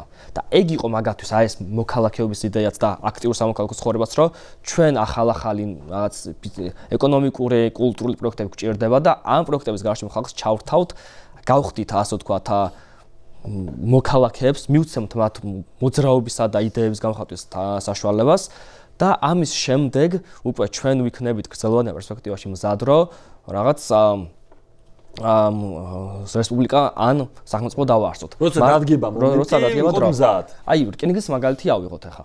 რაც ძალიან კარგად ჩანს, აი ეს ეკონომიკური ქსოვილი მთელი აი ამ სამოქალაქო საზოგადოების ფუნქციის, ხო, ანუ რკინიგზა რას ნიშნავს, რომ ანუ ამ რკინიგზაზე მუშაობენ ინჟინერები. ეს ნიშნავს, რომ შენ რაღაც მომენტში გჭირდება ქართველი ინჟინერები, რომლებიც ასე ვთქვათ, ამ პროექტს გააკეთებენ. ზონას ფლობენ. შენ გჭირდება ასევე რესურს, ასე ვთქვათ, ეკონომიკური პროდუქცია, რომელმაც უნდა გაიაროს ამ რკინიგზის რელსებზე, ხო, ანუ ეროვნული ბურჟუაზია. შენ გჭირდება ასევე, რომ ხალხმა სადგურიდან სადგურამდე რაც დრო გაიყვანონ მატარებელში მარტივად. შენ გჭირდება გაზეთი და შენ გჭირდება წიგნები, რომლებიც ასე ვთქვათ, გზავრობსაც გამოგადგება. და მთელი აი ეს ჩანაფიქრები აქვს ამ ხალხს, რომ ანუ ჩვენ ხალხს უნდა მივცეთ ეკონომიკური თავისუფლება, ეკონომიკაში ასე ვთქვათ, თავის დანახვის საშუალება, რომ ანუ ზოგი წიგნებს გამოსცემს და ამითი გამოდირებს სამოქალაქო კულტურას, ზოგი ბიზნესს გააკეთებს და თეატრის საინტერესოა მაგრამ და თეატრი, რომელიც მოძრაობს, თავადაზნაურობა შეხვდება მდიდარ ვაჭარს, რომელსაც არ აქვს შეხვედრის ადგილების გაჩენა. და მთავარი ეს თეატრი ხო დიდროს დაკარგავს, რომ ცხენითი იაროს, ამიტომ მათ უნდა გაიარონ უეჭველე მატარებლებით. და ნიკოლაძისთვის ეს არის რაღაც სამოქალაქო საზოგადოების მშენებლობის იდეა, რომ ინფრასტრუქტურები განვითარდეს. და რაც უფრო კარგად იქნება განვითარებული ინფრასტრუქტურები, მით უფრო ასე ვთქვათ, მდიდრები და რაც ძლიერები ვიქნებით. ეს არის ერთი ხედვა, რომელსაც მეკითხებოდით მეტნაკლებად გიორგის უპასუხე. მეორე ილიასეული ხედვა, რომ ანუ მოძრაობა და ეს ჩართულობა ადამიანებს მუდმივად განათლებით თუ პოლიტიკური საქმიანობით. აქ გამოჩნდება მესამე ჯგუფი, რომელიც ლაპარაკობს ქალაქზე და სრულად დაუწყებული ადამიანი ყავს ესეთი არჩილ ჯორჯაძე, რომელიც ლაპარაკობს ქალაქის იდეაზე, რომ ჩვენ არა მარტო რაღაც უნდა ვიბრძოლოთ და რაღაც ვიფიქროთ იმაზე, რომ ეროვნული კულტურა და ეროვნული ეკონომიკა გვჭირდება, არამედ ჩვენ გვჭირდება საქალაქო მმართველობები საქართველოში და ჩვენ გვჭირდება, რომ ქალაქებში ქალაქ დაგეგმარება გქონდეს და ქალაქ დაგეგმარებას უნდა უწყობდეს ხელს არჩეული მოქალაქეები, რომლებიც წარადგენენ ხო თავიანთ ასე ვთქვათ უბნებსა თუ თავიანთ ხალხის ხმას და უკვე გამოიკვეთა სამი პერსპექტივა ხო რაღაც კულტურული და სამოქალაქო პროექტი ილია ჭავჭავაძის, ეკონომიკური და ინფრასტრუქტურული ნიკოლაძის, საქალაქო და თვითმმართველობის ჯორჯაძის, სოციალური ასე ვთქვათ ჟორდანიასი, რომელიც გულისხმობს სოციალური თემატიკის გარშემო და ერთი ესეთი მნიშვნელოვანი ხალხი გამოგვჭა. ესენი არიან სად არიან ქართული მღვდლები ამ დროს. კარგი კითხვა. ხო ან გაჩნია ვინ გაბრიელზე თუ ვილაპარაკებთ ახლა ეპისკოპოსზე, ცხადია ისინი არიან ამ ადამიანების გვერდით და არიან ძალიან მყარად გვერდით. ხელს უწყობენ განათლებასაც, ხელს უწყობენ მათსაქმიანობაში, სკოლებში განათლების მიღებასთან დაკავშირებითაც საინტერესო ამბავია მან ერთ-ერთი იაკობ გოგებაშვილის წერილი მახსენდება. სკოლაში განათლებას მღვდლები უნდა აძლევდეს თუ სამოქალაქო პირები და მან ამბობს, რომ ეგ უნდა გაიმიჩნოს. ეგ საინტერესო ამბავია. სასულიერო განათლება უნდა იყოს საერო სკოლებს მიღმა, იმიტომ რომ ეს უნდა იყოს რაღაც ერთგვარი ალტერნატიული კერები სასულიერო განათლების. ღმერთებრძვიან აშკარად. ხო, ოღონდ საინტერესო კიდე მან რა გამახსენდა, იცით, რადგან ჩვენ ამ საკითხს შევეხეთ, ეკლესია ჩვენი ავტოკეფალია დაკარგული აქვს 1811 წლიდან და ეგზარხოსები გვიზის უკვე მოგვიანებით, ხო? და დიმიტრი ყიფიანის ამბავი. ამით ახლა ვახსენეთ და დავასრულოთ მოდი მისი ამბავით. დიმიტრი ყიფიანი როგორც უდიდესი როლი, აი რა გზა გაიარა, ხო? გადაასახლეს რუსეთში, დააბრუნდა 4 წლის მერე დაახლოებით ქუთაისში, თბილისში აუგზავნეს ჩამოსვლა. იწყებს კანცელარიაში რიგი თანამშრომლად მუშაობას, იმიტომ ძალიან ჭირს განათლებული ადამიანები. გადის საფეხურ გზას, ჯერ იმერეთში და მერე თბილისში ხდება ამ სათავადაზნაურო საზოგადოების თავმჯდომარე.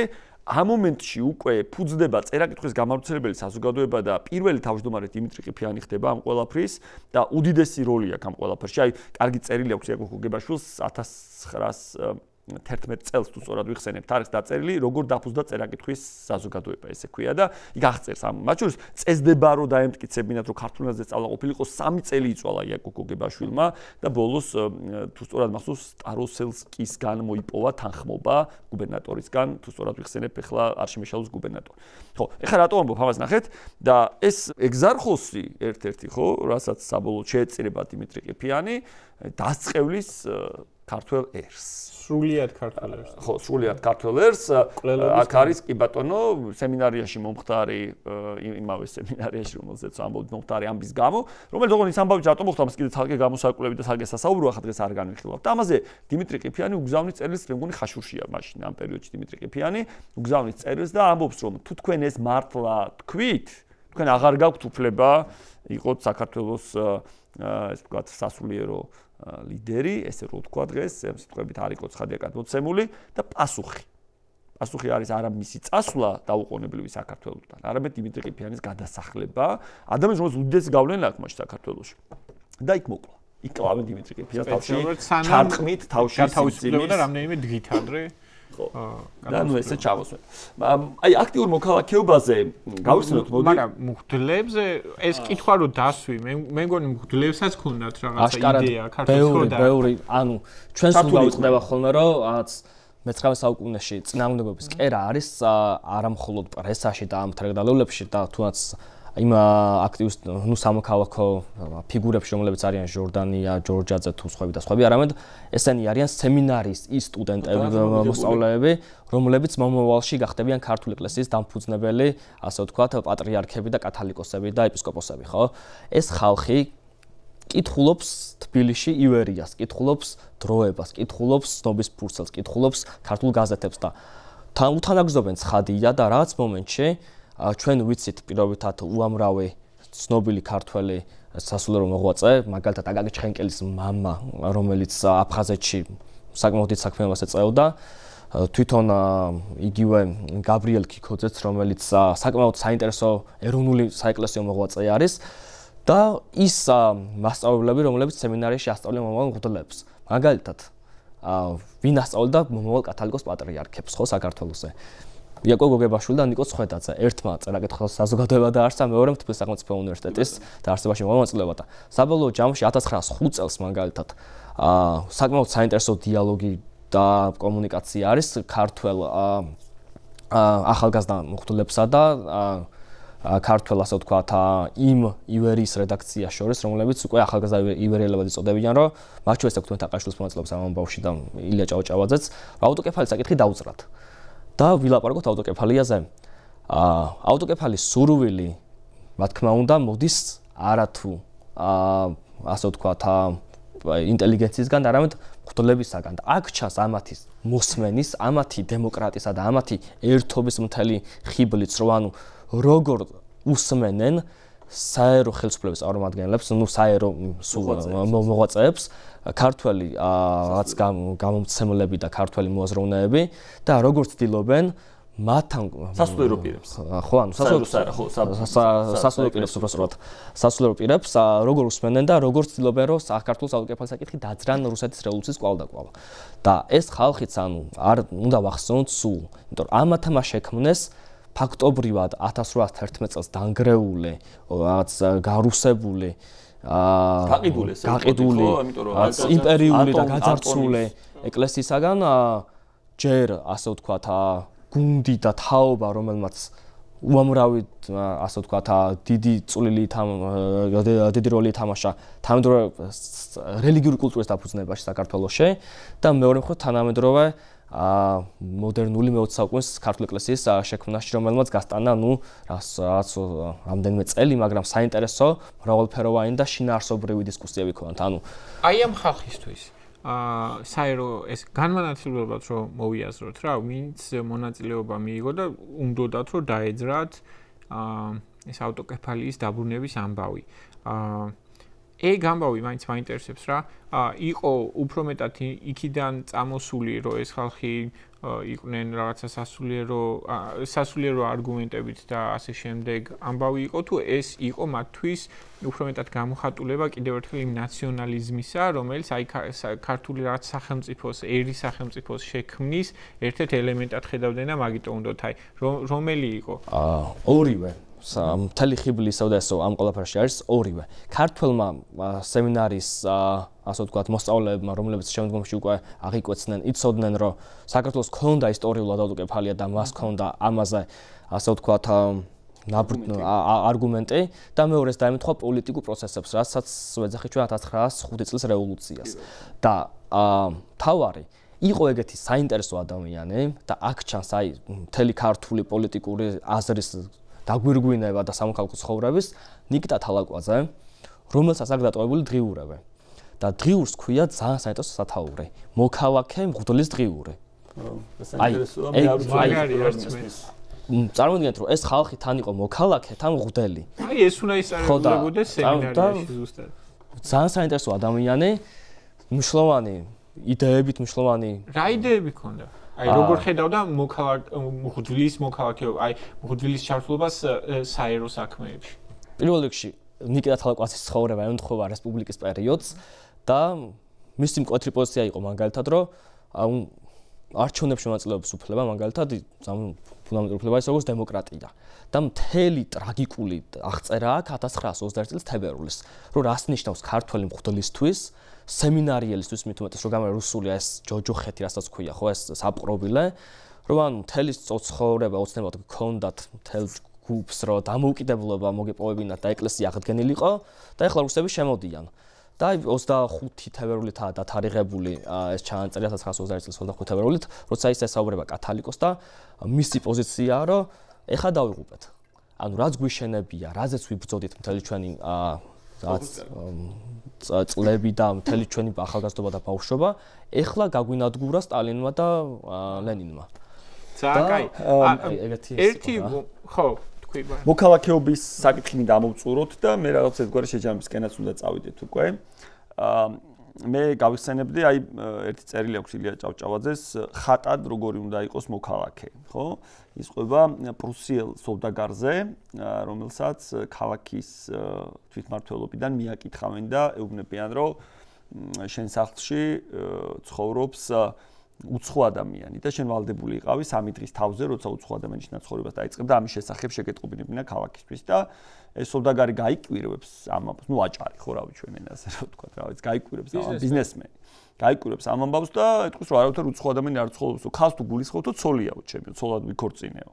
და მე რატო არ გაგვაგებინოთ და ესე უნება კანონში წერია რომ უცხო თუ აუდ ეს ადამიანი ჩემთვის უცხო არ არისო კაცო ცოლიაო უცხო როგორ არისო ჩემთვისო შენთვის უცხო არ გვაინტერესო ჩვენთვის უცხო აუდ და ესე უნება რომ თქვენ ყველა ადამიანი ხო არ იცით ყველა მოგეთ ამაზე იწყება და აჯარიმებენ ამ ადამიანს და მილია ჭავჭავაძე ყובה რომ ეს ადამიანიო უზენაეს სასამართლოშია ვასულივ ახლა და იქ დაობს და იმაზე 2ჯერ თუ 3ჯერ თუ 10ჯერ მეტი დახარჯაო არ მახსოვს უდად ახლა ასე ბევრი დახარჯაო ვიდრე ჯარიმა იქნებოდა მაგრამ არ ეშვებაო და ეგეთი ადამიანიო ამბობს რომ არის მაგალითიო როგორ უნდა იყოს მოქალაქეო რა რომელიც კი სადაო საკითხიაო მაგრამ არ ეშვებაო და თავად თუ არაო სხვები მაინც იხეირებენ ასეთი საქმეებითო ანუ ადამიანი რომელიც იბრძვის საკუთარი უფლებებისთვის და საკუთარი ინტერესებისთვის სამართლებრივი გზებით და არ ნებდება მართლს ეს არის მოქალაქის ნიმუში ილია ჭავჭავაძისთვის და ამის საპირისპირო მაგალითს გვიყვება სხვა წერილში ეს არის თბილისში ეტყლის დასაჭერად გაუშვიათ მოჯამაგირე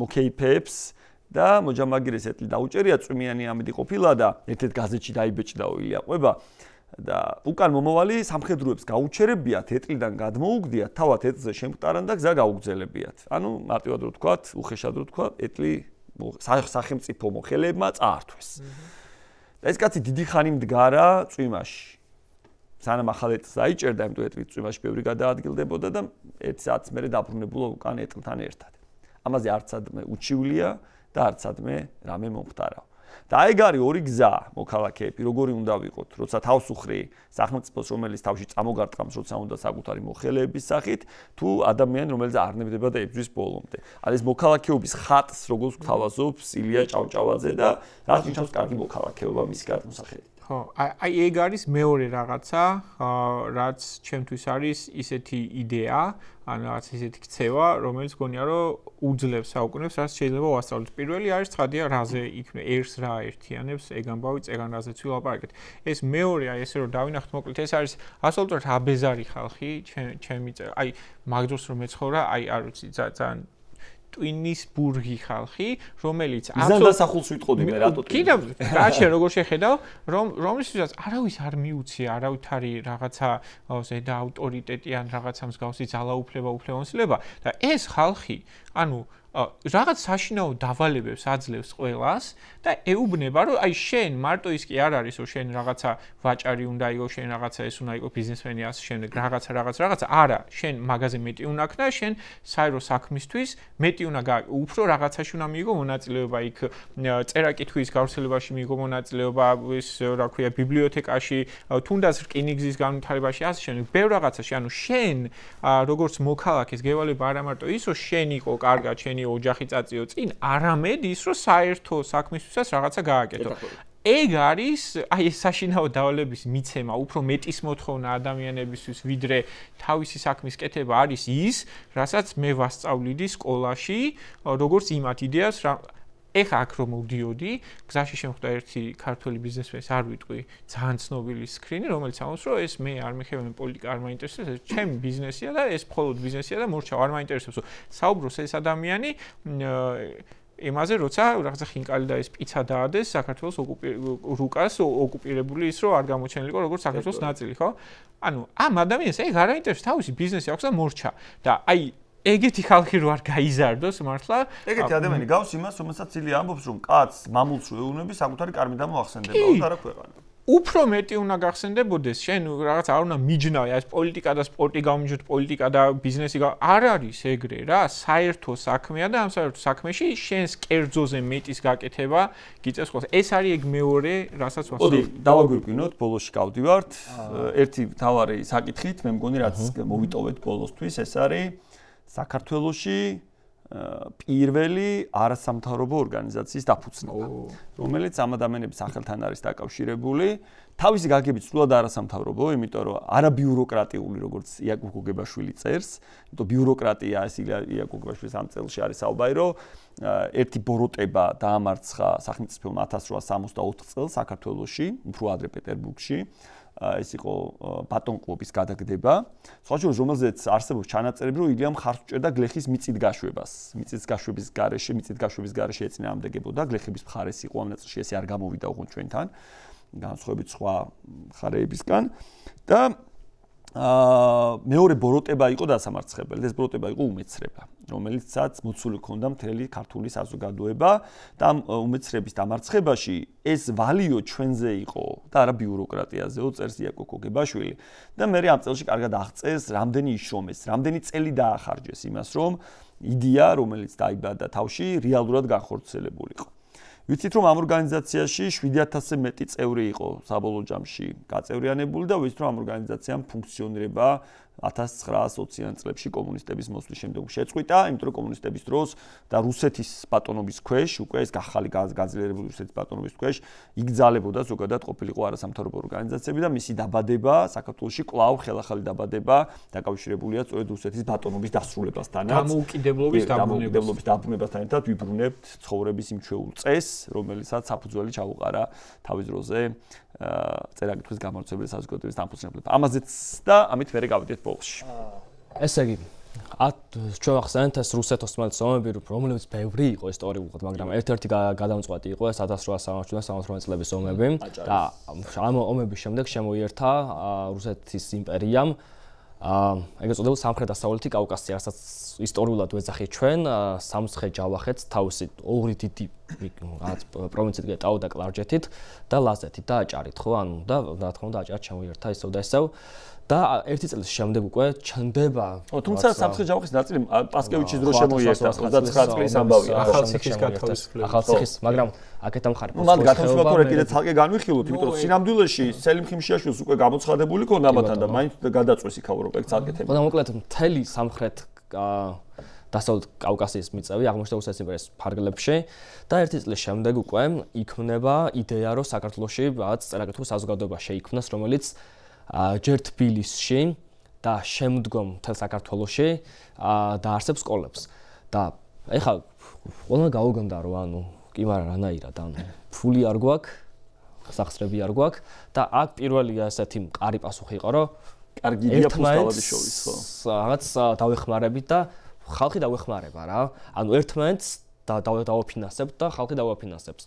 ბანკი გვაქვს, შემოწირულობები, სახალხო საღამოები, თეატრი გვაქვს, იქიდან შემოწირულობები, პლუს ამას ემატება რომ რიგითი თავადაზნაურობის მხრიდან და ქალაქის ვაჭრებისაგან შემოწირულობები და პირველი რა თქმა უნდა მიმართულება არის თბილისის გაძლიერება. შემდგომი არის სოფლის დაანგრეული სკოლები და მათი აღჭურვა, ასე ვთქვათ, ისეთი ინფრასტრუქტურა, როგორც არის წიგნები, მერხები და ასე შემდეგ და მესამე მიმართულება ეს არის წერა-კითხვის დაარსება იქ, წერა-კითხვის სკოლების დაარსება იქ, სადაც ძველად ქართული, ისტორიულად ქართულიდან ნაკლებად გამოიყენებოდა. ესეთი არის ეგრეთ წოდებული სამხრეთ-დასავლეთ კავკასიის ტერიტორია, იმიტომ რომ იქ ოსმალური ენა იყო გავლენიანი 1878-79 წლამდე, ხო? და ბათუმში არსდება ერთ-ერთი პირველი სკოლა, რომელსაც ფაქტობრივად არაერთხელ ჩააკითხავს სერგეი მესხი და თვითონ სწავლობს რომ აბა რა ხდება აქ და როგორ წაახალისეს თერგდალეულებმა ძალიან საინტერესო და ძალიან ისეთი ამაღლებელი ისტორიაა რომ მუსლიმ ბავშვებს რომლებიც არიან თქო ქართველები ცხადია აბაშიძეების ოჯახია პირდაპირ თქვათ ეს რომლებიც შემდგომში საკმაოდ დიდ წვლილს შეიტანენ საქართველოს მშენებლობაში 1920 წლებში, რომ აი ამ ბავშვებს ესწავლათ ამ სკოლაში და როგორ ზრუნავდა მათზე, ასე ვთქვათ, ადგილობრივი, ასე ვთქვათ, მასწავლებლები. და აქ არის ერთი იდენტობის, ასე ვთქვათ, შექმნის გენიალური ისტორია. ქართველ მუსლიმებს რუსები ეძახიან თათრებს იმ პერიოდში. ხოლო ასე ვთქვათ, ზოგიერთი ქართველ თავადაზნაური ასევე რაღაც თურქებს ეძახის. თურქები თავის მხრივ და ოსმალები ამ ქართველ მუსლიმებს უწოდებენ გურჯებს, ან რაღაც რუსეთის იმპერიის მცხოვრებლებს. და ამ ხალხს რაღაც ამ ბავშვებს და ამ დასავლეთის იდენტობის პრობლემა აქვს, რომ რუსები მეძახიან თათარს, იქეთ გადავდივარ რაღაც ოსმალეთის იმპერიის ნაწილში და მეძახიან გურჯს და ვინ ვარ სინამდვილეში. გაუმართლათ ამ ბავშვებს, რომ წერა-კითხვის საზოგადოებამ ძალიან კარგი მასწავლებლები შემოიკრიბა გარშემო და ამ ბავშვებს აუხსნეს, რომ თქვენ ხართ რელიგიით მუსლიმები, მაგრამ თქვენ ხართ ეთნიკურად ქართველები და თქვენ თელს მოსახლეობასთან, რომელიც ცხოვრობს საქართველოს ტერიტორიაზე, გაერთიანებთ წარსული, ისტორია და საერთო ბედისწერა. ამიტომ თქვენ ხართ ქართველი ერის ნაწილი. ეს ადამიანი ერთ-ერთი ბავშვი იყო ჰაიდბერგ აბაშიძე, რომელმაც 1918 წლის 26 მაისს ხელი მოაწერა და 1919 წლის დამფუძნებელი კრებაში იყო არჩეული, ასე ვთქვათ, წარმომადგენელი. და თვითონ იგონებს მე როგორ გავიგე რომ ქართველი ქვია აი ამ ჩანაწერს, რომელიც წლების შემდეგ მისცა ერთ-ერთ რადიო მაუწყებლობას ემიგრაციიდან. და გენიალური ის არის აი თავდადება მაგას ქვია მასწავლებლის და იდეის და სამშობლოსი და ამ ფასეულობების, რომ შენ ადამიანს უთხრა რომ ის არის მოქალაქე, მას აქვს ღირსება, რწმენა და მას აქვს საკუთარი სამშობლოსადმი რაღაც სერიოზული, ძაფრი ისტორიული ბმა და რაც მთავარია საერთო ბედისწერა და მომავალი. და აი ეს საერთო ბედისწერა და მომავალი იყო ეს, რომ ეს ქართველი მუსლიმები აბაშიძეები იქნებოდნენ თუ ბეჟაინძეები 1905 წლის რევოლუციაში ფაქტობრივად პირდაპირ მოუწოდებდა რუსულ ადმინისტრაციას, რომ ქართველი ხალხი არ დახვრიტოთ და ცეცხლი არ გაუხსნათ. ჩვენ დასასახლებლად უნდა ითქვას, რომ ერთ-ერთი გარნიზონის მეთაური იყო დავით კლდიაშვილი, ის არა ჩვენ რო ვიცნობთ, სხვა და მან ილია ჭავჭავაძეც ითამაშა როლი დახვიტათ ხალხი და გუბერნატორთან ხონა და თვითონ აღწერს მე დავით კლდიაშვილი თავის იმაში, რაც ჩემს ცხოვრების გზაზე, რომ ანუ როგორ ამყარებდნენ მასთან კომუნიკაციას მუსლიმი ქართველები და იგივე თუნდაც თბილისიდან ინტელექტუალები, რომ აი აქცია არ დაგვერბია და ამერწმუნება რუსები, რომ ცეცხლი არ გამეხსნა.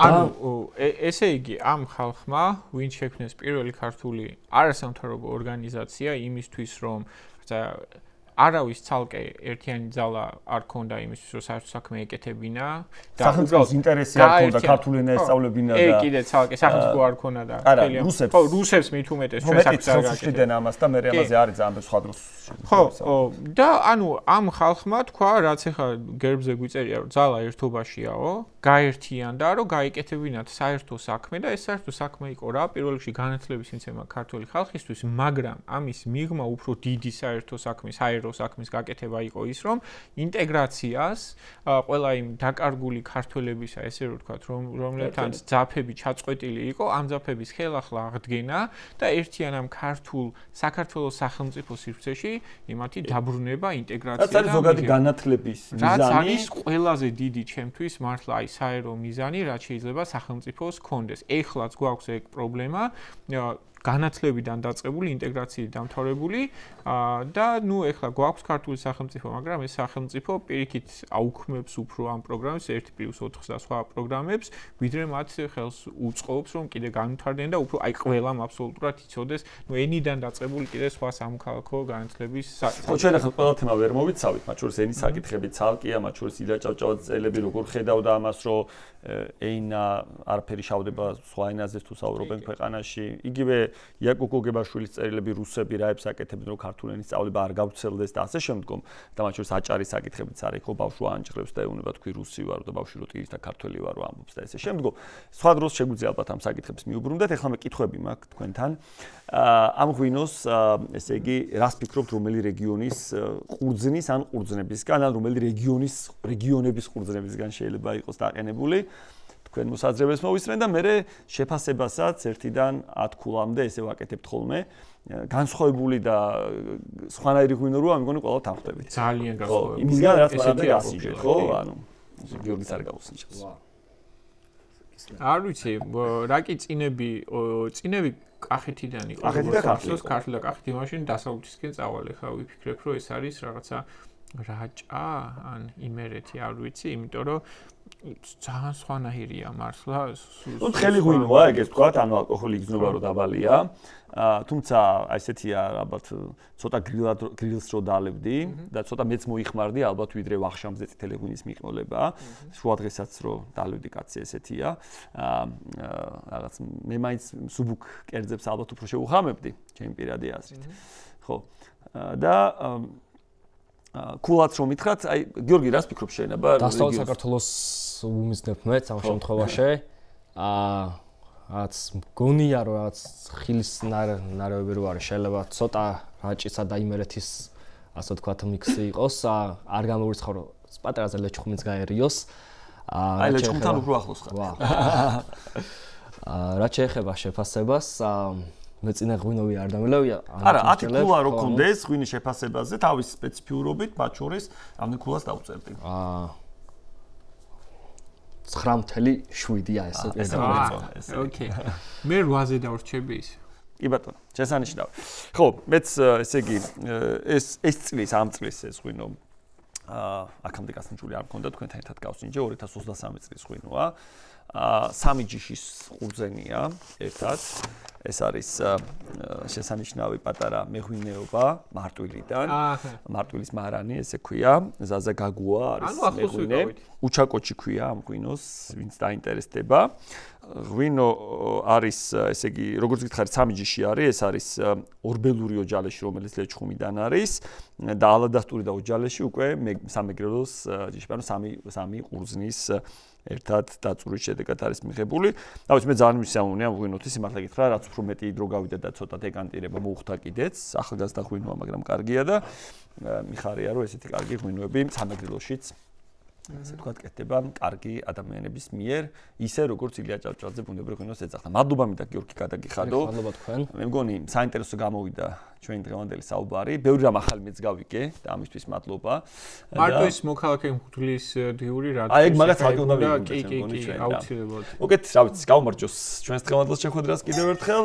ვინც გვისმინა დღევანდელ პოდკასტზე, მათ კიდევ ერთხელ ვეთქვით, რომ შეუძლია თვანი გვადევნონ YouTube არხზე მისმინე. ჩვენი პოდკასტის სახელია თავისუფალი მაგიდა და ყოველ პარასკევს თავისუფალ მაგიდასთან საინტერესო თემებით დაგიბრუნდებით. მადლობთ. გაგვიმარჯოს აბა კიდევ ერთხელ.